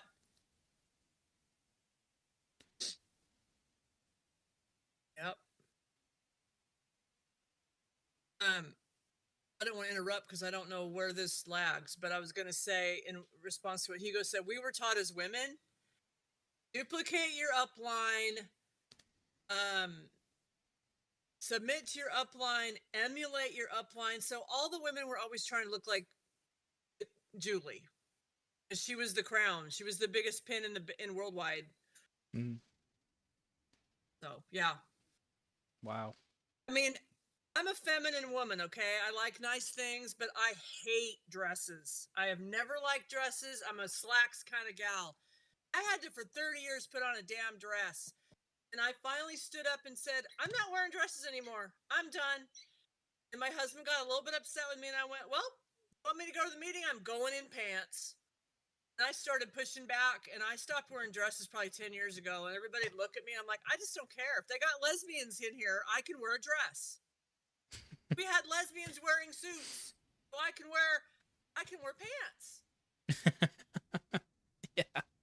Yeah, well, um I mean, if I'm wearing a Anyway, dress, if I'm wearing a dress for that long, forced to, because and especially when I don't like wearing a dress, because I don't like wearing a dress, um, then I'm absolutely gonna love the day that I don't have to wear a dress. Actually, I can relate to this completely because for the 4.5 years that I was in, I hated shaving every single day. But as part of the regulations for for your uniforms, you have to shave, right? Is it, I don't shave anymore. I revere. I'll trim up, of course, but I revere. I revere. Well, maybe not revere is the right word, but I absolutely I'm repulsed by shaving. I'll never shave again. It's not gonna happen. Not gonna happen. oh yeah, yeah. Worldwide, they always recommended us like, oh yeah, guys must always shave, have clean haircut, no facial hair, all that. Like pretty much, sounds almost like a Mormon, like super clean cut, straight. And now that I left, I'm actually trying to hold on. Sorry, I'm not sure what yeah, happened. Oh, did you minimize the thing? exactly. Grow that goatee and look good, man. Go rock that goatee. There Oh you yeah. go. Now I shaved the goatee, but I am trying to grow a mullet. So Oh no, not the mullet, man! Don't grow the Dude, mullet. yeah, dude, the Don't mullet's kind. grow I the know. mullet, It's man. funny. I never I could liked hear it. the banjos through the stream. I know. Oh, let's see. It's a, Oh, Oh wow. man. Oh man. Holy smokes, he's yeah, going see, I back to couldn't the do that when I 80s. was in worldwide. Yeah, it was like Oh the man. modern day mullet. So Oh man. The mullet. Listen. If you're gonna wear a mullet, you better You know wear a what? plaid But shirt or ripped jeans. that's part of the freedom. Do what you want. exactly, I'm like, screw it. I had the same like super clean cut haircut for over 10 years. Yeah. I'm sick of it. Oh Yeah, I look nice, but I'm just sick of it. Sick of wearing the exact same haircut, and yeah. I Hmm. don't I don't I don't blame you. What were it's so you? funny. They can What? even tell you when you go to a grocery store. I'm like, I think it's one of those recruiters, just because they all had the same like matching haircut. Mhm. And also, it's just having like the side cut, the top very very short. But I do what That I want. that's just the way that I prefer mine, anyways. But what were you gonna say, Lisa?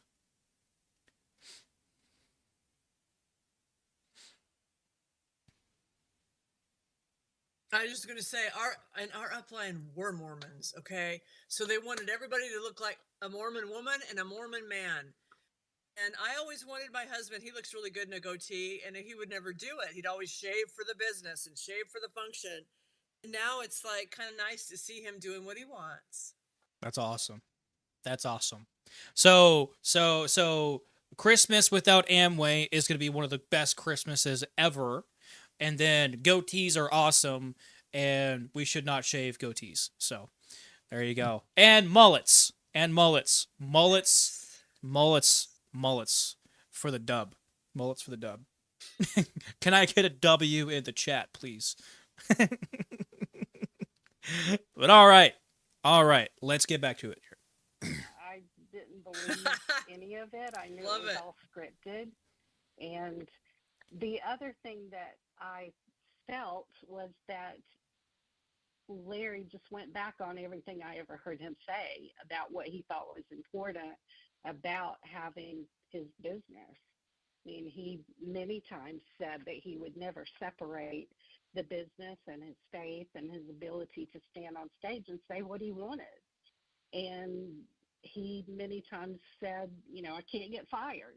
Well, guess what? I think they threatened to fire him, and that's why he's doing this.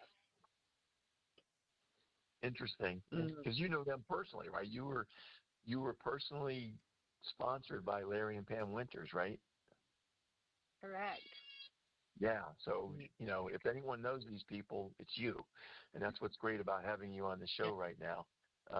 It's just amazing to me. And Lisa, same question to you. What was your reaction response to watching this video? Because you were in Worldwide Dream Builders or Worldwide Group, whatever they call themselves now. Yeah. And what was your impressions? I just sat there shaking my head, my mouth gasping open for everything we're talking about. It's like, are you kidding me? This has been going on forever.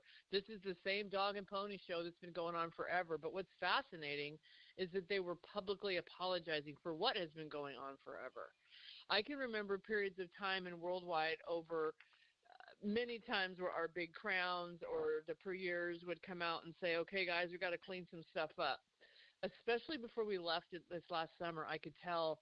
I don't know if the FTC is starting to crack down. I don't know if because of the anti-MLM community growing, something's shifting because there was a definite, we can't say this, we can't say that. You're not allowed to say certain verbiage. You're not allowed to disclose. Do not tell anybody that they can become a millionaire. Do not tell anybody that they can buy a Mercedes. And all this different stuff started to come down line. They were teaching it on stage, like you need to be careful what you say. And I'm like, after 30 years, they're watching their P's and Q's. When for 30 years we were allowed to pretty much tell anybody anything, and you can become a millionaire, and all this ridiculous stuff was being said forever. And now all of a sudden we're not supposed to say it. and it's everything Larry and Pam talked about. It's all of that stuff. We did over disclose this, or we over disclose that, or oh, we pushed the Sunday service, and we aren't supposed to get religious, and all that stuff they talked about. And I was just floored, really, because I'm like, is something cracking? Is there a crack in the wall starting to happen? And it really, I just really hope so. Let's just say that. I just really hope so. And I know Diane, of course, she personally knew them. We had seen the Winters speak at our functions just over the years. I never met them, of course, but I'm curious to know from Diane, like, how did they treat you when you left the business? I mean, all these things they talked about in that video about how sorry they were and all this, about all these things. How were you treated when you and your husband at the time, left the business? Before she gets into that, because I think it's really important to start off on that next point there. Um, what I wanted to kind of hit on is, who were they facing pressure from? Because it wasn't just Amway. It had to have been someone, maybe the FTC, maybe the administration. Who? Who were they facing pressure from? Because I don't really see this administration putting pressure on, especially one of their biggest contributors. I really don't see that. So from who? You know, um, do you guys might have an idea? I think I have an idea. It could be the FTC because even when I was back in the day, I would listen to sometimes people who done network marketing for other companies, so not just Amway, but like other from other companies, and I'll hear like their top leaders and hear their podcast. And I was catching a live stream, and she was saying that, guys, I can just legally say that, this product is just gonna make you feel better, and you're gonna make an extra couple quick bucks. And that was all she can say. It's like, because FTC cannot make me say, yeah, this is gonna cure your whatever you have going on, or you're gonna be a millionaire out of this. So that's what I remember hearing. But this was from a third party. So something tells me it was FTC is cracking down on probably not just Amway, but different LLMs. They Gotcha. probably got so many lawsuits saying that, hey, you can't be promising people they're gonna become millionaires.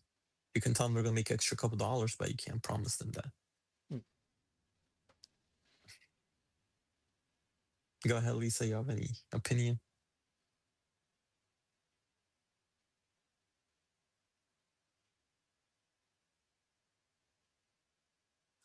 Yeah, I just wanted to be sure I don't cut you off because the way this lags. So I agree with that.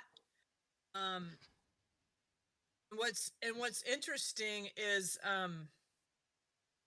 right before we left the business, I know I told Jonah this, I probably told Hugo this too, but Worldwide got rid of all audio, all of it. It was all done, all, and it said they have to retrain and do everything. So it's very similar to what Larry and Pam said, which I was like, Worldwide just did that in June when we left. We were getting on right before we quit, and we were looking at the CDs, and it's like none of them were available. So I text, all right, they have like a help button where you can go on and ask for what's going on. So I did, and I said, where's all the audio? And the gal's like, well, we're redoing all our audio. No audio is available at this time. 2 years ago, in one of the functions, B. Duncan made it very clear we all had to clean up our language. We could no more talk about our, expensive lifestyles. You can get a car and you can do this, and all of that changed. They got rid of all that lifestyle video that they were pumping for years and years and years, as you remember, Hugo, at the functions. Yep. Every big function, that's all you saw was lifestyle videos of homes and yachts and cars and trips. They had to get rid of all that. So I just think it's interesting that and then in 2022, the bonus structure changed to the 70-30 rule, which tells me the FTC cracked down. And we were told it was because the FTC was cracking down on, we had to have registered legitimate customers to be part of our 70% to be a legal business. So I think Hugo's right. I think it's the FTC cracking down because there's been a lot of whistleblowers. That's just my thoughts. I hope there are more whistleblowers. Today, by the way, Megan, her episode she just put out yesterday or today, I can't remember. If you watch her YouTube, she just put out a video that talks about Amway as of 2026, January 2026. They have a new disclosure thing when you sign to become an IBO or to re-up your business. You have to sign an arbitration agreement that says you will not participate in any class action lawsuits. You will settle with them directly. So it's like, what's going on? Something's happening with that because they don't want you to be a part of any class action lawsuit. That means they know they're coming. That's what I think. Oh, I'm seeing. I'm not seeing it. Is this on her Instagram, on her Spotify?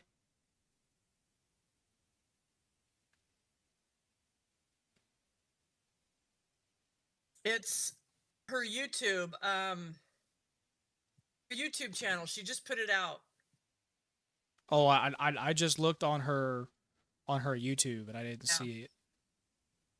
MLM Recovery, I think. What's it? Oh, is it MLM Recovery? Let me see. Let me look. Oh, well, here's the Just watched it this morning. Okay, well, here's I see a couple of videos from her. Okay, so this was a day ago. And so is this what you're talking about, Lysa? Weird. Okay.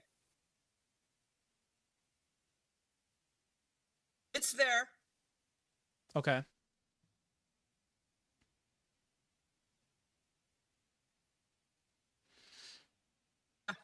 MLM Recovery Room podcast. It's there. There's 2 videos. She's only got 2 on there. Okay, gotcha. And they're both from like today or yesterday. Okay. All right. Well, I will definitely take a look at this. Warning to Amway I can send them to you later. Okay.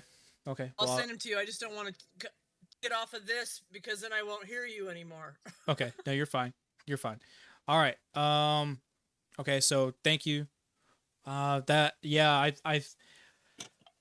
could definitely see the FTC cracking down on this for sure.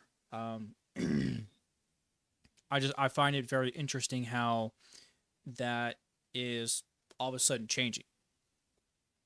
You know, and I just don't know exactly how that would really work, especially when Amway lobbies so much to the Republican Party, and then there are all these different ties. So I just want to see. I would just be very, very interested to know who's where's the pressure coming from. So, but all right, back to the conversation. I was completely exiled and never spoken to again. Never contact. Wow. Nothing.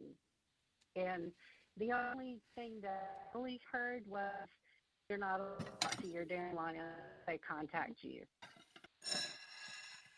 Your former downline. Really? Say that one more time because your phone broke up a little bit. So say that one more time. What about your downline? I was told not to contact them. If they contacted me, I could speak with them, but don't contact them. And I assume they never called you because they were probably told not to call you. They were. The whole story was spun to make them not ever want to contact me. Yes, and they were pretty much told not to as well. And I got notes from them saying they were appreciative of what I did for them, but they would never be speaking to me again. Wow. And that's the same thing that happened to us. Our existing downline, they just sort of stepped in and, well, we will be servicing them from now on kind of thing.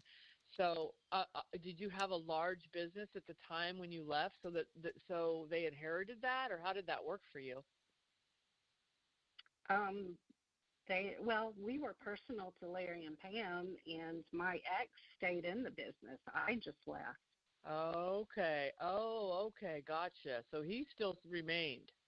Oh. Yes. And Wow. everything had to be based around helping him to maintain what they had. Is he still in the business with them?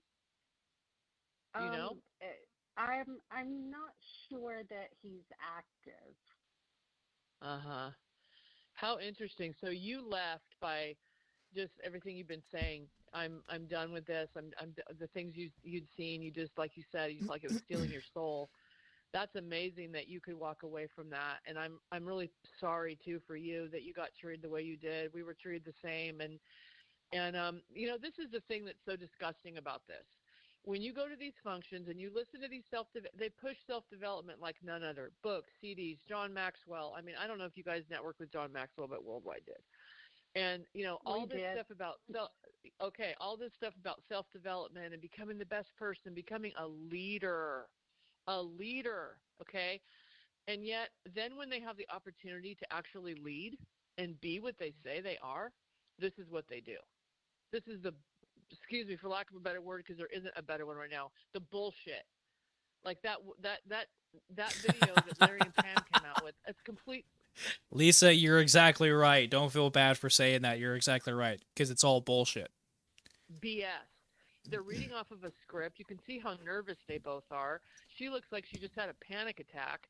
It's like, this is just crazy. And I just hope it's cracking. I hope the armor is cracking. So let's go back to that video, because on that video, for those people that are wondering, because if you're not part of this industry, you don't realize the words that they're using and why they're doing the things that they did.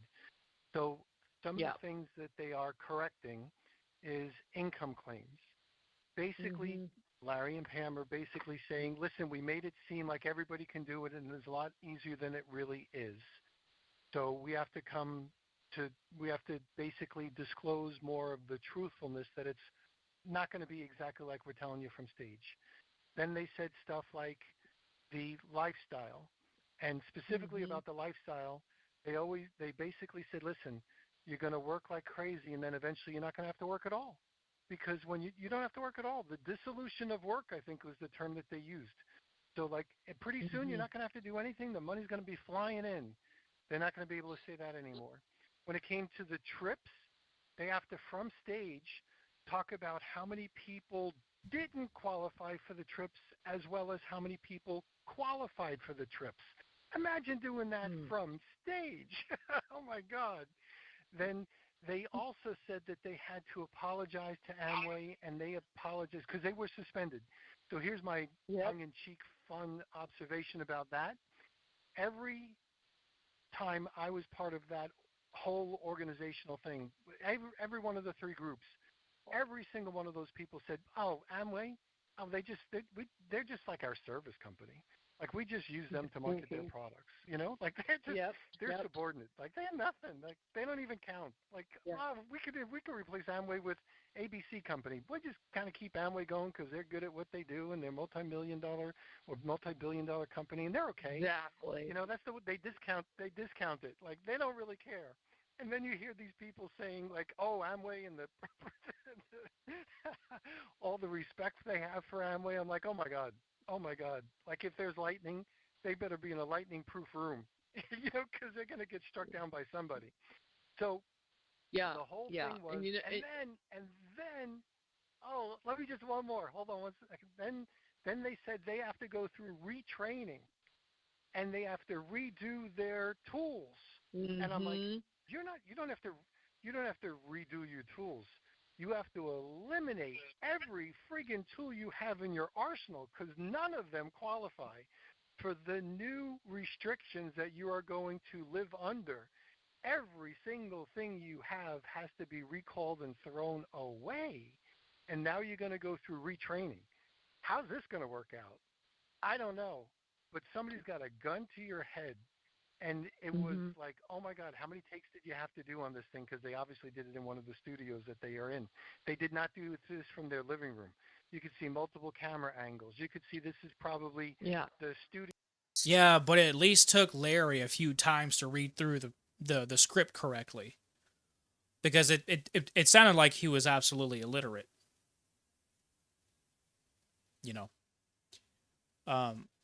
I mean, it was comedy gold for me. I thought it was hilarious.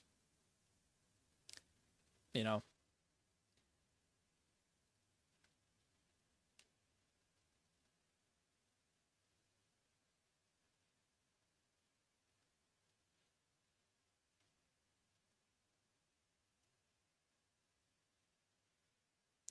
you, you go. What do you think about it, bud? Well, it's true that the fact that they will get their ammo license suspended. What's crazy is that Amway Japan actually got their every single IBO or independent business owner got all their license suspended for 6 months. They couldn't recruit anyone. They couldn't sell a product because I guess their government's more tighter on scams and what's called yeah, yeah, they're more tighter on just the regulations on how they do things. Because from what I was hearing is that they were also doing a very sneaky where it was they'll pretend they were signing them like, oh yeah, we're just gonna get you a customer account, but they were actually registering them as business owners. Oh, And then Japan government found that out and they put a stop right to it. They're like, nope, good. you guys cannot sell a product. You guys cannot recruit anyone for 6 months. Like every single person in Japan They could should not have do shut that anything. down forever. Yeah. It's crazy because Amway got shut down in Russia now. So Good. around the Ukraine war era. So Mm-hmm. yeah.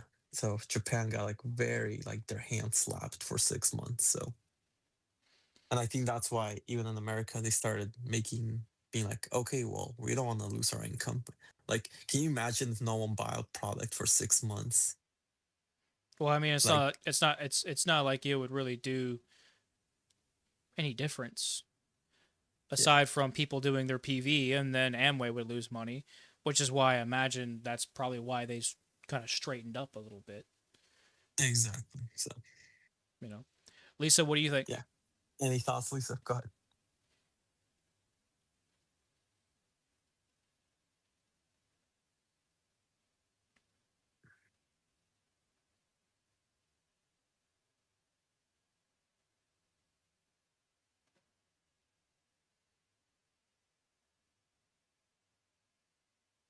Okay.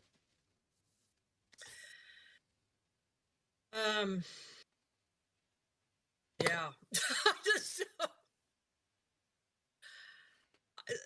some of this stuff is so I just agree with everything Hugo said. It's just I don't really have any more to add to that. It's all just all encompassing ridiculousness. Yeah. You know, I'm sick of it. I'm sick of it. I I think want it we're to all all sick of go it. away. So do I. So do I. Let's hope that if I could run for office, I would in a heartbeat to stop all of this stuff. And that's eventually the plan, or that's the plan too eventually. But you know, one step at a time. But that's absolutely one of the biggest changes that I would make is that I would absolutely outlaw MLMs, 100%, 100%. Um, to quote one of the last great presidents, to break it apart and scatter it into 1,000 pieces into the wind. I think this can. I'll say this. I'll add this. Can you hear me? Okay. Yeah, go ahead.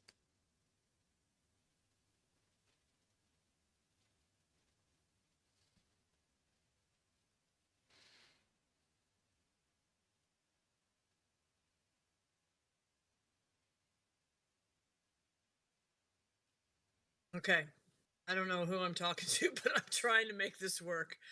Um, to me, okay, Emily's obviously a problem, right? But it's the training systems that we're being brainwashed by. Amway has never called me up and said, you need to do your PV or you need to this or you need to that. It's always, it's worldwide. It's LTD. It's these training systems. And in Great Britain, it's been, the training systems are illegal now. I don't know if you guys knew that. But that ended over there because enough people had enough of it. And so I think we just have to keep doing what we're doing. And I think that we are seeing some changes happen. I've never seen this after 30 years being in that business. I never have seen the momentum with the anti-MLM stuff like I'm seeing now. So I think some stuff's happening, and I'm really happy to hear that. That's awesome. To see that. That's awesome. That is so awesome. I can't wait. I cannot wait for these MLMs to crumble, to crash and burn as they deserve to. I can't wait for it. I can't wait for it. All right, back to the podcast. That they do the regular recordings in anyway. You could see they probably had been lit up and light up and makeup and everything else like that. This is a professional. Well, I also noticed the missing jewelry. Yeah, good point. They always. I mean, Larry wasn't wearing his LTD diamond ring, which is a huge gold with 7 diamonds in it. He was not wearing that. Pam did not have her big diamonds on. They were purposefully dressed down for that. Interesting. Huh. I noticed that too, and I noticed that too. Yeah, and I want to say something to what Peter said because. Yep. Go ahead. Well, bring up Peter. Because one of the damn it! Fuck, Peter, shut the fuck up! For fuck's sake, let the woman speak. That's the second fucking time you've done that. I gotta calm down. I can't be crashing out now. I can't be crashing out now. I gotta calm down. I gotta calm down. Is there any way that I could skip him talking? Fuck.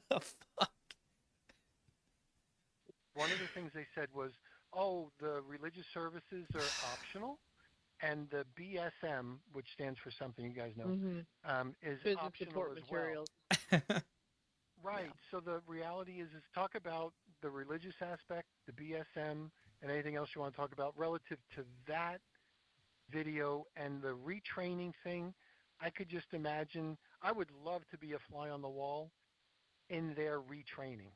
Like I would just I think that should be videotaped because that would be like torture.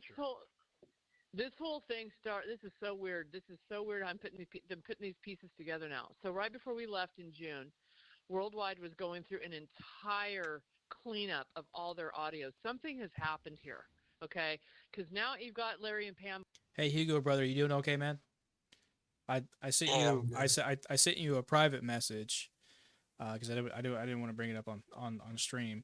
If you're tired, man, and you want to take a rest, you're more than welcome to head out and get some sleep, brother. Because I'm sure you worked pretty hard today.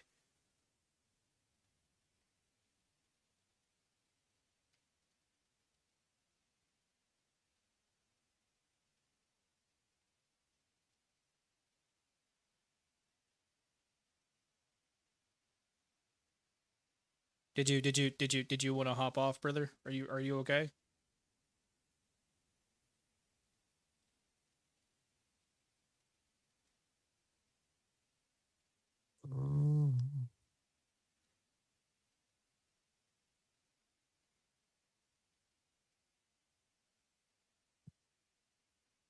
Can you hear me, Hugo?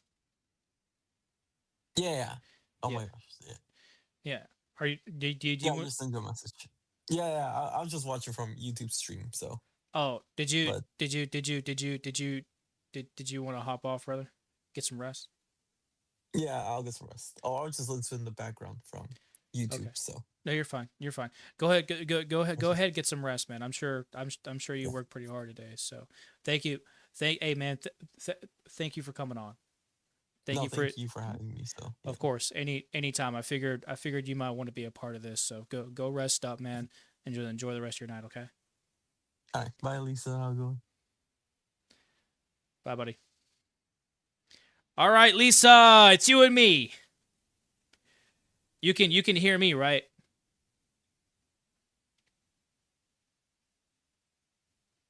Oh, you're on. You're. Hi, Hugo. You're watching on stream. You can All right.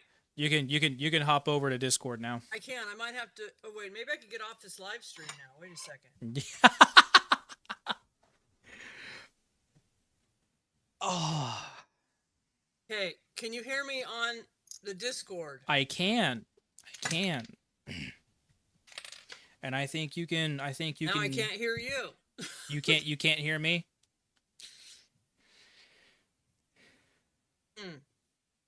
Okay. All right. Just 1 second. I'll head out and come back in. All right. Okay. All right. Can you hear me? Yes. Okay. All right. It might be a bug. So I'm thinking what we're gonna do for next time, we'll probably just do a call on Instagram. I think that might be the better way to go. So I think we'll do that for next time because I haven't had trouble like this on Discord. So, but sometimes electronic stuff doesn't cooperate. That's just how it is. That's true. That's okay. We're here, and if I have to pause for a minute to get my hubby dinner, then I'll just mute myself. You're fine. As you go along. You're fine. Okay, so, yeah. So, I think they were just talking about, the Larry not having his ring on, and so they're facing some pretty hefty backlash. Which is really interesting, because they wore those things everywhere. It's like you never showed up without your big old ass, like NFL. It's like a Super Bowl ring. I'm not even kidding you. That's what it is. Yeah, that's exactly. I mean that ring was massive. Oh, it is. And he would always flaunt it. I remember so often throughout the summer conference, he would always flaunt that ring. Oh yeah, ours too. They all do.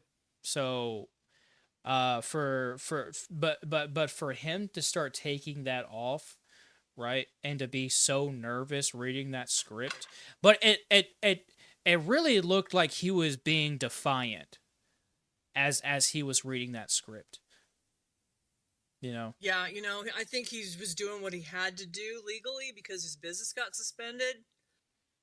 And I mean, think about it.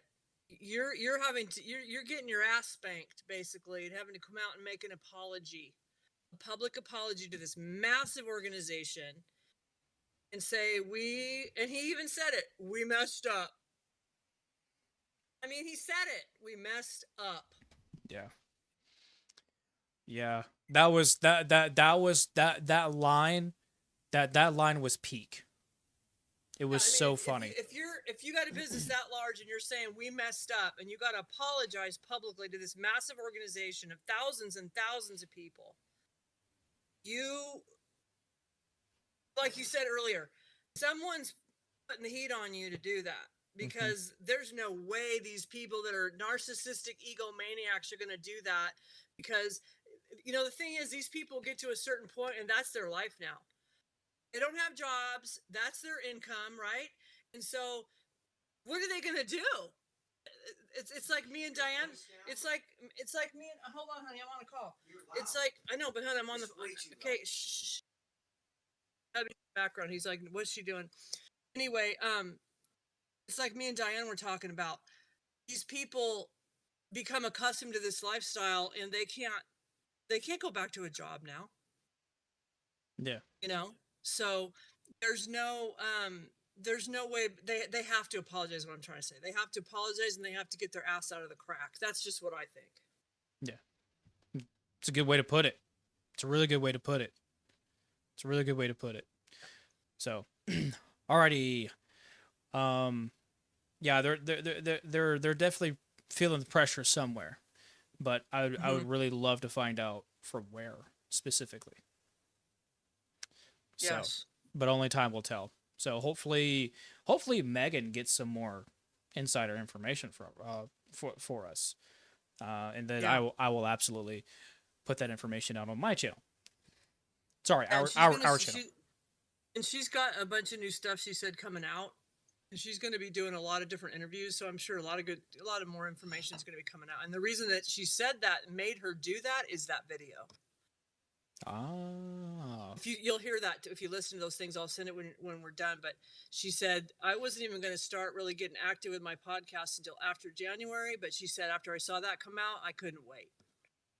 That's awesome. Yeah. That's awesome. Let's go. Yeah. Let's go. Well, Megan, I absolutely got your back. We all got your back. So yes, we're here for you. We're here for you. All right, let's get back to the podcast. Yeah, coming out and doing this public apology, and they've got to retrain all this stuff and redo all that, and that means redoing all their audio. That means everything's getting flushed, and they got to get all that lingo out and redo it. That's exactly what Worldwide was doing right before we left. Oh wait. Yeah, I will say that years ago when I was still involved. Oh wait, you weren't able to hear that, were you? Uh-uh. Okay, all right. Are you able to hear now? Percentage of the tapes had to be sent to Amway's legal. No. To be. No. Well, here, let me. Okay, so share stream audio too. Let me recheck that. Yes. Are you able to hear now? Selected and I can hear you. I just can't hear a video playing. Had to be turned in. My guess is that now that percentage is 100% or something close. So that is probably creating changes. I also think that since the video specifically referenced Summit, I think they probably had somebody there who was undercover seeing what was going on. Oh, okay. So Diane, what Diane just said was that since in the apology video, the Summit was specifically mentioned, that there might have been someone there that that had been undercover. No, that's right. Yeah, I remember her saying that. That's right. They suspected that, right? Right. So and somebody leaked it. Yep. Could be that. Because that would be, you can't video, you can't audio tape anything at a conference, or they'll kick you out. So, my thought is that there was a rep there. That's one thing that I thought was really weird myself, was that even watching it online in an undisclosed location, at someone's house in their basement, no less, which was, super sketchy. I probably shouldn't have done that, but you still couldn't do that. You still couldn't videotape. You still couldn't film. You still couldn't do any of that stuff. So I still thought that was really, really, really weird.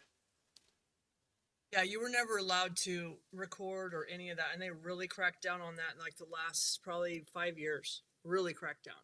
Oh, which makes you really question why exactly were they cracking down? Well, probably because they were starting to have people slip in, right? I do remember seeing a few videos where people would kind of go undercover themselves, right? Right. As other social media influencers, and then they would catch these people in these lies, and then they would expose them online. Which I think is something that I should probably do. Yeah. Because I'm not a big YouTuber. I'm not someone that's super well known. And so I probably won't be able to do that because I've already been to a few other locations by now. But I think that's something that I should do. Heck yeah. So. That was watching what was going on and said, "Oh no, that's not allowed." Yeah, I'm gonna mute this so I can dish up dinner. Or maybe a disenchanted IBO. Maybe they, made some copies, because that was right on the tickets. I remember for the functions, no audio or video recording allowed. That's right on your ticket when you go in. Well, Amway used to send people in to talk, but they were in and out. They only heard specific Mhm. parts of the function. Typically, Yeah. it was Saturday morning when they were doing teaching Yep. on actual products, and they would have Amway there, and somebody would talk, and then they would come in, and then they would leave. My guess Yep. is That's that they sent exactly someone right. who stayed around. Hmm. And there's also Yeah. things said at those functions that are never put on a recording. So if you weren't there listening to it, you never heard it again. And those are the real extreme things, like Dexter Yeager talking about, hey, husbands, if you want to, succeed, make sure, or I should say, wives, if you want your husband to succeed, make sure you keep him happy sexually. Those are the kind of things I heard from stage.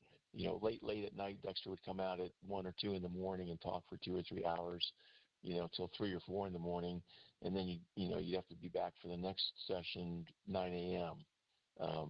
But that's when all the really extreme stuff was said. Was late at night, and it never Yeah. showed up It on was recording because it just didn't make sense. It would be too much. it was the meeting after the meeting. That's when stuff really happened. Okay, if you're at the meeting after the meeting, that's when you hear this kind of stuff. And I just find it interesting that Worldwide had no tools available before we left. There was no audio whatsoever. I remember messaging them and saying, "Where's the audio? Like, where's this speaker? What happened to them?"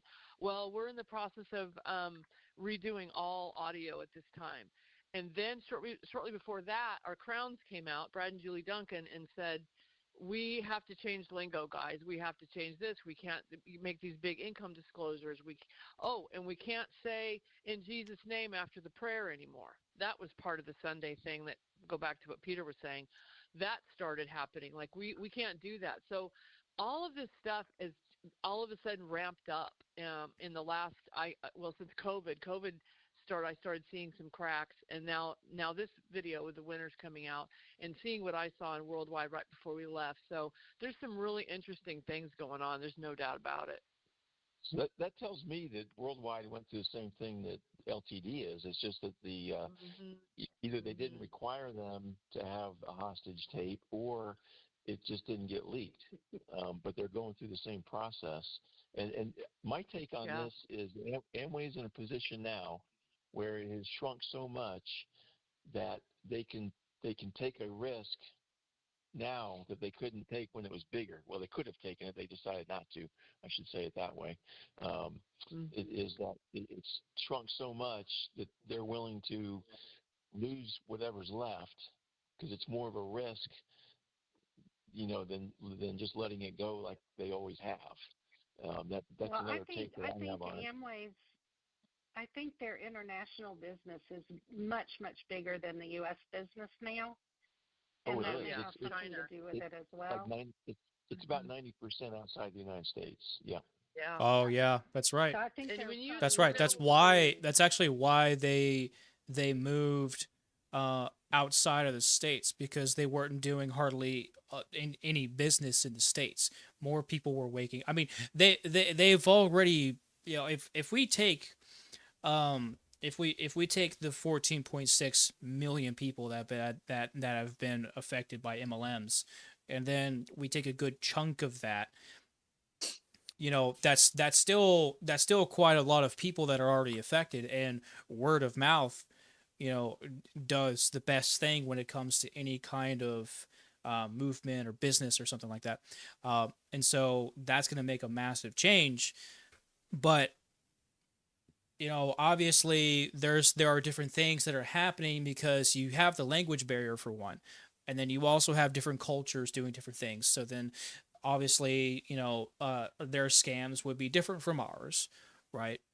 But and so things are just going to take some time, but they absolutely do the majority of their business outside of the states. I had a number of uplines who always said you could do your business internationally, and then they always talked about starting a business outside of the states. And so yeah, but I think that's, as Hugo was saying, Japan is starting to be cracked down on. Russia is starting to be cracked down on, and they're also facing a lot of heat in India as well. India had actually frozen all of their stock. And so they're doing their investigation there. I can't remember if that was actually this year or last year, but it was very recent, within the past few years for sure. I want to say in 23 is when I read that article. So they've been facing heat from a lot of different places, Amway, and a lot of pressure. And so, just like Neutralite, right? I really hope that all of these places are going to do a very, very in-depth investigation, over Amway, and they start really making laws and policies. Because I mean, this is supposed to be considered illegal, anyways, right? So, I would really, and as I explained earlier, they make their own IBOs, essentially forge people's or forge their own receipts, right? When it comes to their sales, and um that's what really needs to be talked about the most, because it's this get around with the FTC's rules, right? What separates them from being pyramid schemes. So that is what really needs to be talked about. What do you think? Absolutely. Yeah, and when I think back 30 years ago, we were in the business when we started. There was no internet. There was no way for people to do the investigations that they now can do. So I just think, that's where a lot of times I think, social media has been the downfall of our society. It's good and it's bad. It Right. seems to be more bad than good as far as all the crap that can go around. But I do believe in this particular instance that I think a lot of this stuff's coming out, it's coming to a head, all this stuff's going on that we're talking about because of the internet. And people can get on the internet now and do their research. They couldn't do that 10 years ago, 20 years ago, even 5 years ago. It wasn't on there. And I'll tell you why, because I know from personally worldwide, Hugo himself could attest to this. Worldwide went to extreme lengths to make sure that their presence online was cleaned up when there was any crap.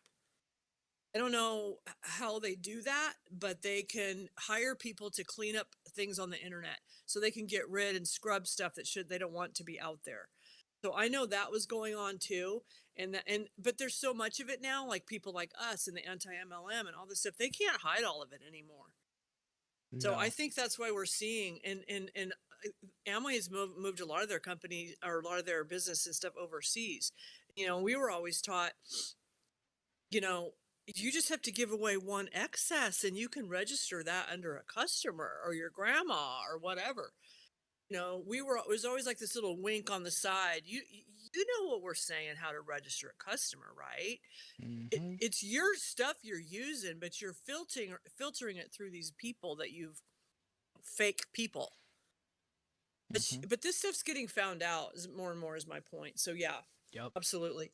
Oh yeah. 100%. They would absolutely, you would make a sale, right?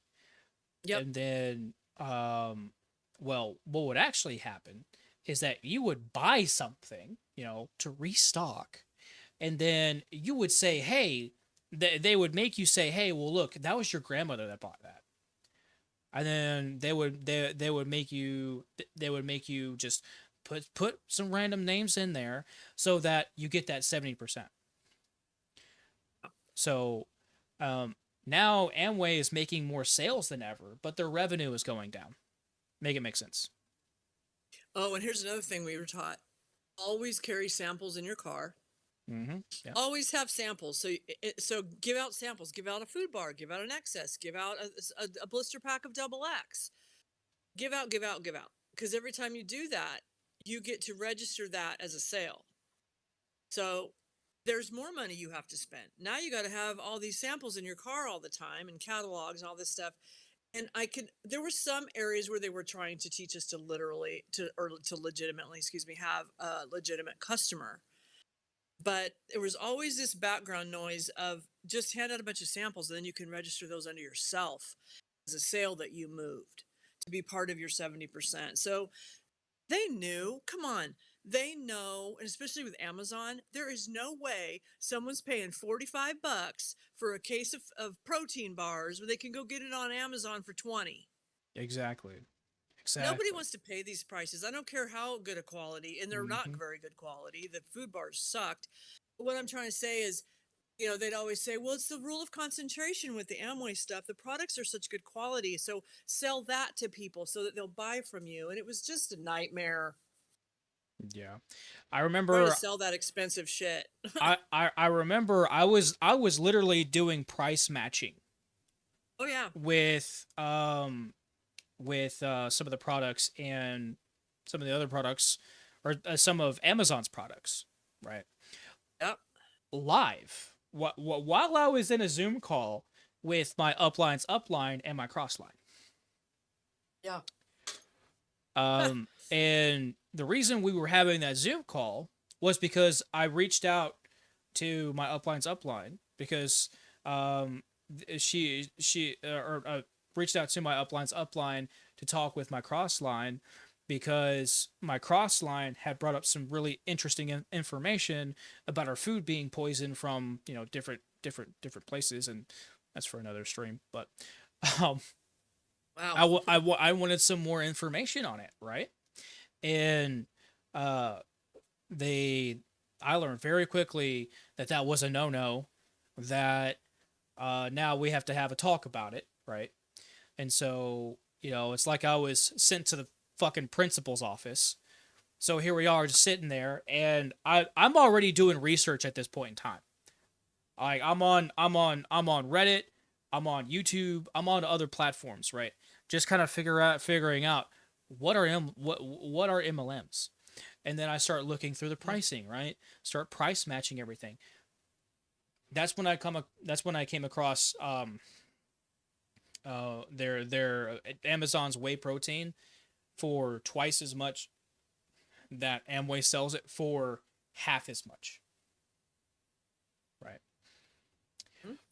And Yeah. that right there, I knew. And it's not just that, right? Thinking back now, they were trying to get me to convince my friend to buy like $300 worth of kitchenware, Yeah. right? For the same quality that you would buy at Walmart. And then these pieces of shit, then they would they I'm livid.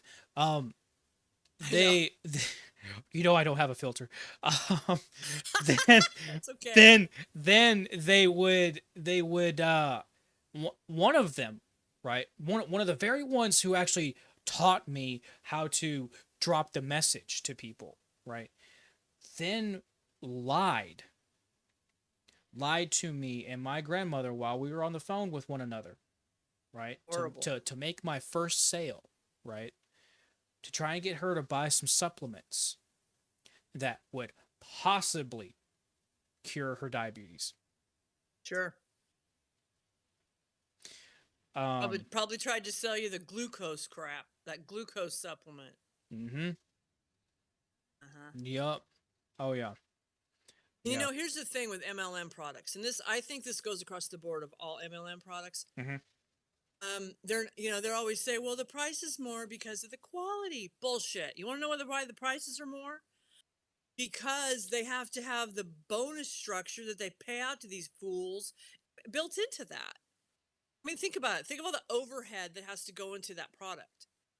You've got you've got this Amway bonus structure. As far as, I'll just say Amway, because I don't know about, I know other MLMs do the same, but as far as Amway goes, if you've got a box of protein bars that's $15 on Amazon and it's $40 on Amway, well, it's common sense why. It's like, well, because they have bonuses that they have to pay out. That overhead comes from somewhere, and it's built into the products. That's Yeah. why it's expensive. It's not expensive because of quality. Because you know what? Most of their stuff was crap. Now, I'm not going to say there wasn't some good stuff. There was some really good stuff that they had. I think the Amway cleaning products are really, really good. They should have just stuck to that back in the day. There's so many things they could have done differently not to get themselves in the pickle that they're in. And they should have never aligned themselves with any of these trading systems. And everything would have probably been a lot better. Well, Just I as a mean, side note, but the very model itself, yeah, right? exactly. But then again, the very people who created, the Amway itself came from Yeah. Neutralite, and Neutralite was an imperfect form of Amway, right? Yeah. So they just they perfected it, right? Because obviously these people have no idea how to do business, and so they scam people, right? Yeah. I mean, And what? once you find out what's behind it, see, we were always taught that Rich DeVos and Jay Van Andel were just these two humble souls, blah blah blah blah blah. Started the stuff in their garage, blah blah blah. But when you find out what really goes on behind this, it's all a lie. And it's Mhm. really, that's the word that we need to get out to people. Like, don't let them sell you on these humble beginnings that they had, and they started this business in their garage and all this crap. It's no, this is a complete and total operation behind the scenes to make money. Yep. I mean, I'm not saying businesses shouldn't make money. We all need to make money. We all need to live. But they've gotten in again, like you said, that's a whole other subject, but the lobbying and the funding to the politics and the politicians, there's so much more to this than people know. And when I started finding all this out, I was pissed. Mm-hmm. Just Yep. pissed. Yep. Anyway, yeah. As we all should be. As all of us should be. All of us should be rightfully furious. But the thing our own is, government's messing us up. So what do we expect, right? exactly. Well, I mean, our own government is complicit in it. Yes. Because the FTC is a part of the government, and they allow it. They know what's going on. But there's a lot of quid pro quos going on, I think. Oh yeah. Well, I mean, a lot. I mean, what do you think Trump had allowed Amway to do when Betsy DeVos was in his cabinet? Yeah, when I saw that, I was like, that was when I first started really raising my eyebrows. I was like, what the hell is she who doesn't know shit about education?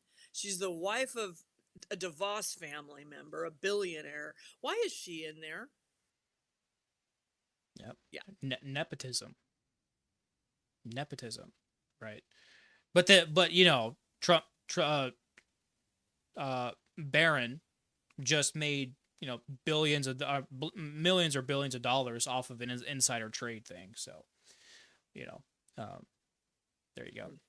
So he's setting us up. So, but the thing is that this whole kickback, right? This whole kickback is just a thing to kind of say they're giving back to their IBOs. But guess what?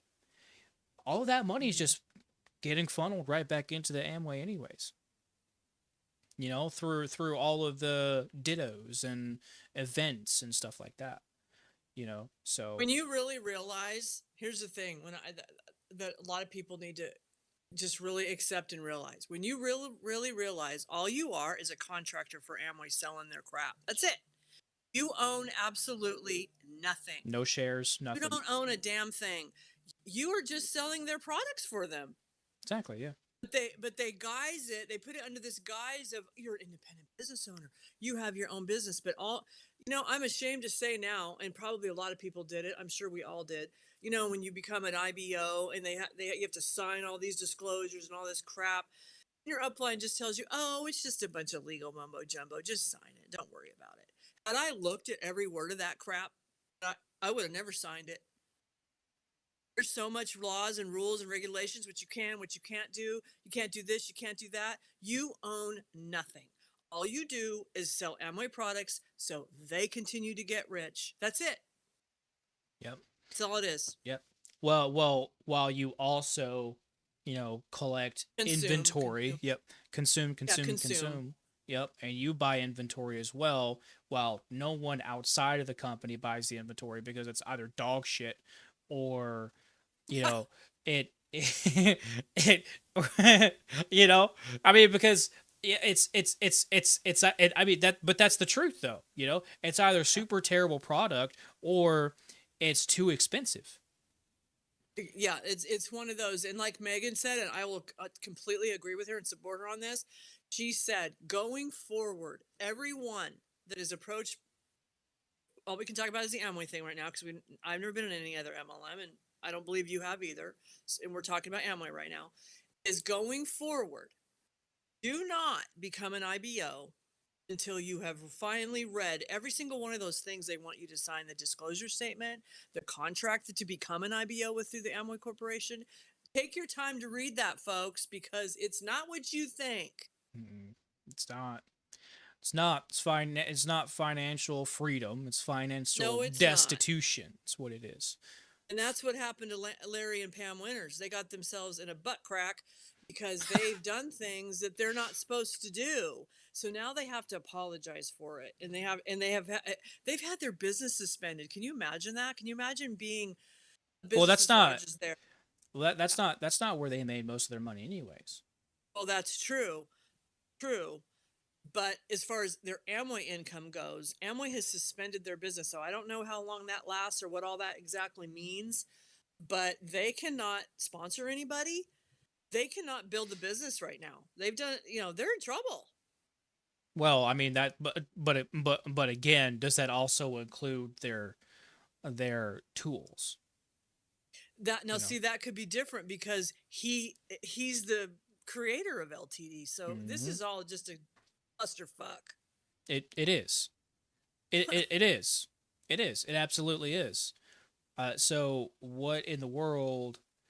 How that's why I don't think that they were actually like um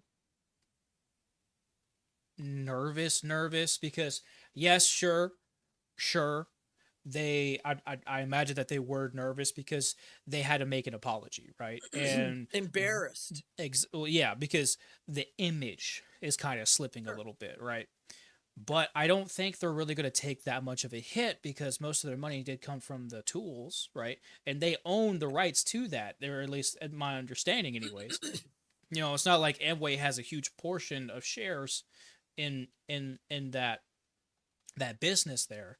So, you know, I don't think they're going to take that much of a hit unless the mask slips off completely and people begin to realize, oh well, these guys are nothing but liars. They're the imposters, and then Yeah. Amway could definitely frame it that way, and then they would be screwed. I would agree with that. But since Yeah. they have that tool, I don't think that would necessarily be the case. I think where they're going to take a hit, and I'm hoping this, is just people getting in the business and people now leaving because of that.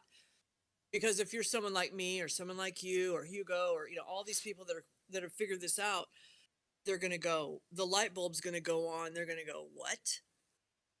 Because I was in the business long enough to so for instance, if our Crowns came out and did that same apology and worldwide, I would be like, but for 30 years, you told us all that stuff. Every one of those things Larry lists off, they did wrong, that they messed up, is his words. Mhm. And now all of a sudden, we're supposed to believe you. Like you've lost all credibility, and that would wipe me out. I'd be done. I would lose all faith in them because these people sell themselves with having so much integrity. Integrity. You'll never meet a better, more integral, people with more integrity than Worldwide or LTD or whatever. So I think where it's going to take a hit is that like people are going to quit because of it and people won't get in because of it. So that's what we can hope. I mean, there's always going to be those diehards that'll go, oh, they came and apologized. How noble of them. There'll be those. There'll be those. But I think a lot of people will leave, and that's what we want to see, right? Yeah. Oh yeah, for sure. That's the number one thing that I want to see Yep. is that people are leaving and they find content like this, Mm-hmm. you Mm-hmm. know, and they begin to unite, collect together, and then I want to see this mainstream. That's what I want to see. Absolutely. Because to this day, I sent all of the information that I had. And I'm talking I sent this guy a mountain of evidence to take a look at. Okay. Yeah. And a bit bigger YouTuber, still haven't heard a fucking thing from this guy. I still haven't seen a video from him. Nothing. Nothing. It makes you wonder why. Like, what's your grift? Why aren't you wanting to? So what I'm trying to say is, if your agenda is truly to stop the multi-level marketing business from being the scam that it is, and like really get the word out to where, I mean, wouldn't you love to see like this on the news, and like there's some kind of a thing where people are like, MLMs are really suffering, and we've got a special report, or I mean, you know what I mean? Like, it's getting, like you said, mainstream, to where people are starting to see this on the mainstream. Something is going on. And if you're a podcaster and you're dedicated to anti-MLM content, and yet you're going to do what you just said, it doesn't make sense to me. Like, Well, what's your maybe agenda? maybe I should have been more clear. This he wasn't an anti MLMer. He was He wasn't. Okay. No, I was okay. he does though. He said he would take a look at it and cover it if it was interesting. This is Okay. beyond interesting. Yeah. Like our president is facing a federal lawsuit against a class action lawsuit, right, against multiple people, that and the entire Trump family. So if the Trump That family is always facing a lawsuit. You ever notice that? true, it's weird, right? They are always facing some lawsuit. Oh, But I mean, I'm not surprised. But I mean, this if they lose this lawsuit, I mean, this absolutely should put them, or should put this president. They should impeach this president. That's what I'm trying. That's what I'm trying to say. It should absolutely be an impeachable offense for this, right? Because scamming people, working with scammers, bro. So that's my hope. It's to the point. I'm sure you feel this way too, Jonah. It's like, it's hard to know who to trust. It really is. Yeah. Mm-hmm. It's just really difficult. I think you just have to vet every thing and everyone. Now you've got it. Okay, you're saying this or doing this, or I'm gonna have to see some receipts for a bit before I'm gonna let you in my inner circle. That's where I'm at in life. I was just talking to my best friend about that today. Like,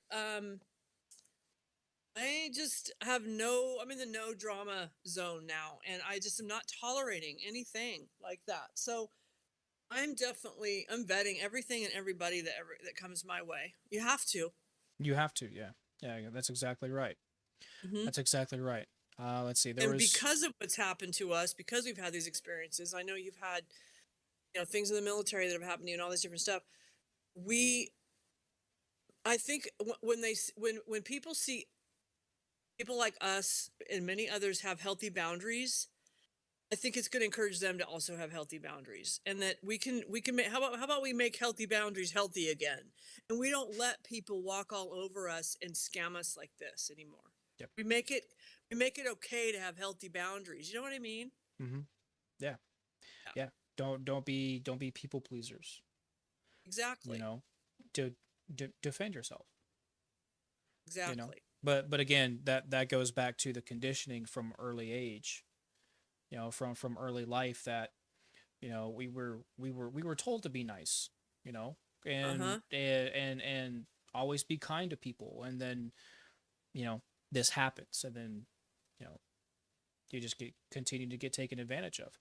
It's just we were trained to fail. That's what it was.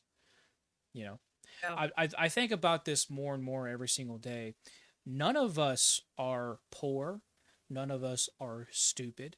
None of us are any of that sort. We are victims. We've been robbed. We've been conditioned to be dumb, to be stupid, right? We've been conditioned to be poor because of all of Yeah. this all of these monopolies, all of these, and the FTC has actually gotten rid of some of these MLMs because they rubbed elbows the wrong way, right? Mm-hmm. So, we've been conditioned to be taken advantage of, Yeah. and that's the problem. That's Yep. the problem. So, I think there was 18 minutes left in this this conversation here. Okay. Do you remember what you guys were talking about last? That was like a major point. Was Diane talking about a lot of that? I just don't remember. You don't. Okay. I've had so many conversations, I just don't remember. That's fine. That's fine. Let's resume this for a little bit longer. Sure. You can. I don't want to keep you on too long here. But let's listen to this a little bit more, and we'll kind of see. I think the very end of it is just. I'll just keep going, and maybe it'll jog my memory. Go ahead. Okay. Here. Yeah, and I remember back years ago when we were told it's a $12 billion Amway, and we always would have this worksheet that they want us to print off from the tool list. Did you know? It was called Did You Know, and it was about Amway, the company. Did you know they're this? Did you know they're that? Did you know they're a $12 billion company? Well, now I just recently read they're $7 billion, so they're losing revenue now by the billions of dollars. Yeah, so they're losing revenue by the billions. Yeah. Yeah, so from a few years ago it was 12. And then I saw that there was a point that it was like 8 or 9 billion, and I think just what, last year or this year they dropped to 7. 7. Yeah. Yeah, we were always told it was, they used to make us print out this form called Did You Know? Yeah. And it was, did you know that Amway's this? Did you know Amway's been around since 1965? Did you know that all this stuff to make you, tell people how great they are. And that one of the things on that sheet was that they're a 12.5 at that time $billion company. This was 10, 15 years ago. And to see that go from that to 7, I know it's still in the billions, but when you're losing that much in the billions, it makes sense now that all this stuff's going on, because they're seeing losses now, big losses, and they got to tighten up some stuff or they're going to go down, which is what we want. But, don't you agree? Like, don't you think it makes sense? Like, in other words, what I'm saying is when you were a $12.5 billion company, you didn't give a shit what anybody said or did. Now you seem to care. You know what I mean? Yeah, because their entire thing that they've worked to build is dying, essentially. Yeah, this ain't going well, guys. We went from 12 billion to 7 billion. We've just lost billions in revenue. And I pray to God that keeps going down, down, down till it isn't anything. I think there'll probably always be something, but anyway, yeah, that's massive. What they should do is do what was it Herbalife? I think it was Herbalife that paid out millions to their victims. They should be doing that. They should absolutely be doing that, because almost every single dollar of revenue that they have, I can guarantee you all of that was from the victims. I can guarantee you. Yeah. Now see, there's a classic example of a class action lawsuit. And Herbalife's still around. See my point? They're still around internationally. So big. Yeah, exactly. But they took a hit from that. And it's like, but the thing that pisses me off so much about Amway is because they have so much money that I'm sure they thought, like this new thing Megan was talking about, that as of 2026, this new arbitration agreement, you're not allowed to go into any kind of class action arbitration as an IBO as of January 1st, 2026. It's like, why are they doing that? There's a reason. because they know things are getting tight and they know that the heat's on them. And so now they're going to slide that into that little IBO agreement that you sign that you don't even think about, you don't even read, so that if you ever want to be part of a class action lawsuit, you can. Well, guess what? We can, because we're pre 2026, and I can't Mm-hmm. wait for that day. Oh, I can't wait for that day either. Oh I man, believe it's going to happen. I really do. the very second that I'm able to do that, oh, you best, I, Mm-hmm. I will publicize it everywhere Oh, that I 100%. can, everywhere that Yeah. I can, and I will do my damnedest to make sure that this goes mainstream. That's going to Mm-hmm. be my life's mission. Yeah. I mean, LTD needs to have a class action lawsuit worldwide. And there's several net something, I don't know all the other ones, but Yep. there's 25 different LOAs that work with Amway. 25. They Mm-hmm. all need to go through that. Yep, they all need to get the consequences of this because they're all doing the same thing. So, Larry and Pam, they haven't copyright struck my video that I did over their apology. So what I Yeah, probably recommended, because they just haven't seen it yet. well, that's the thing though. Even if they did see it, um, they can't copyright it because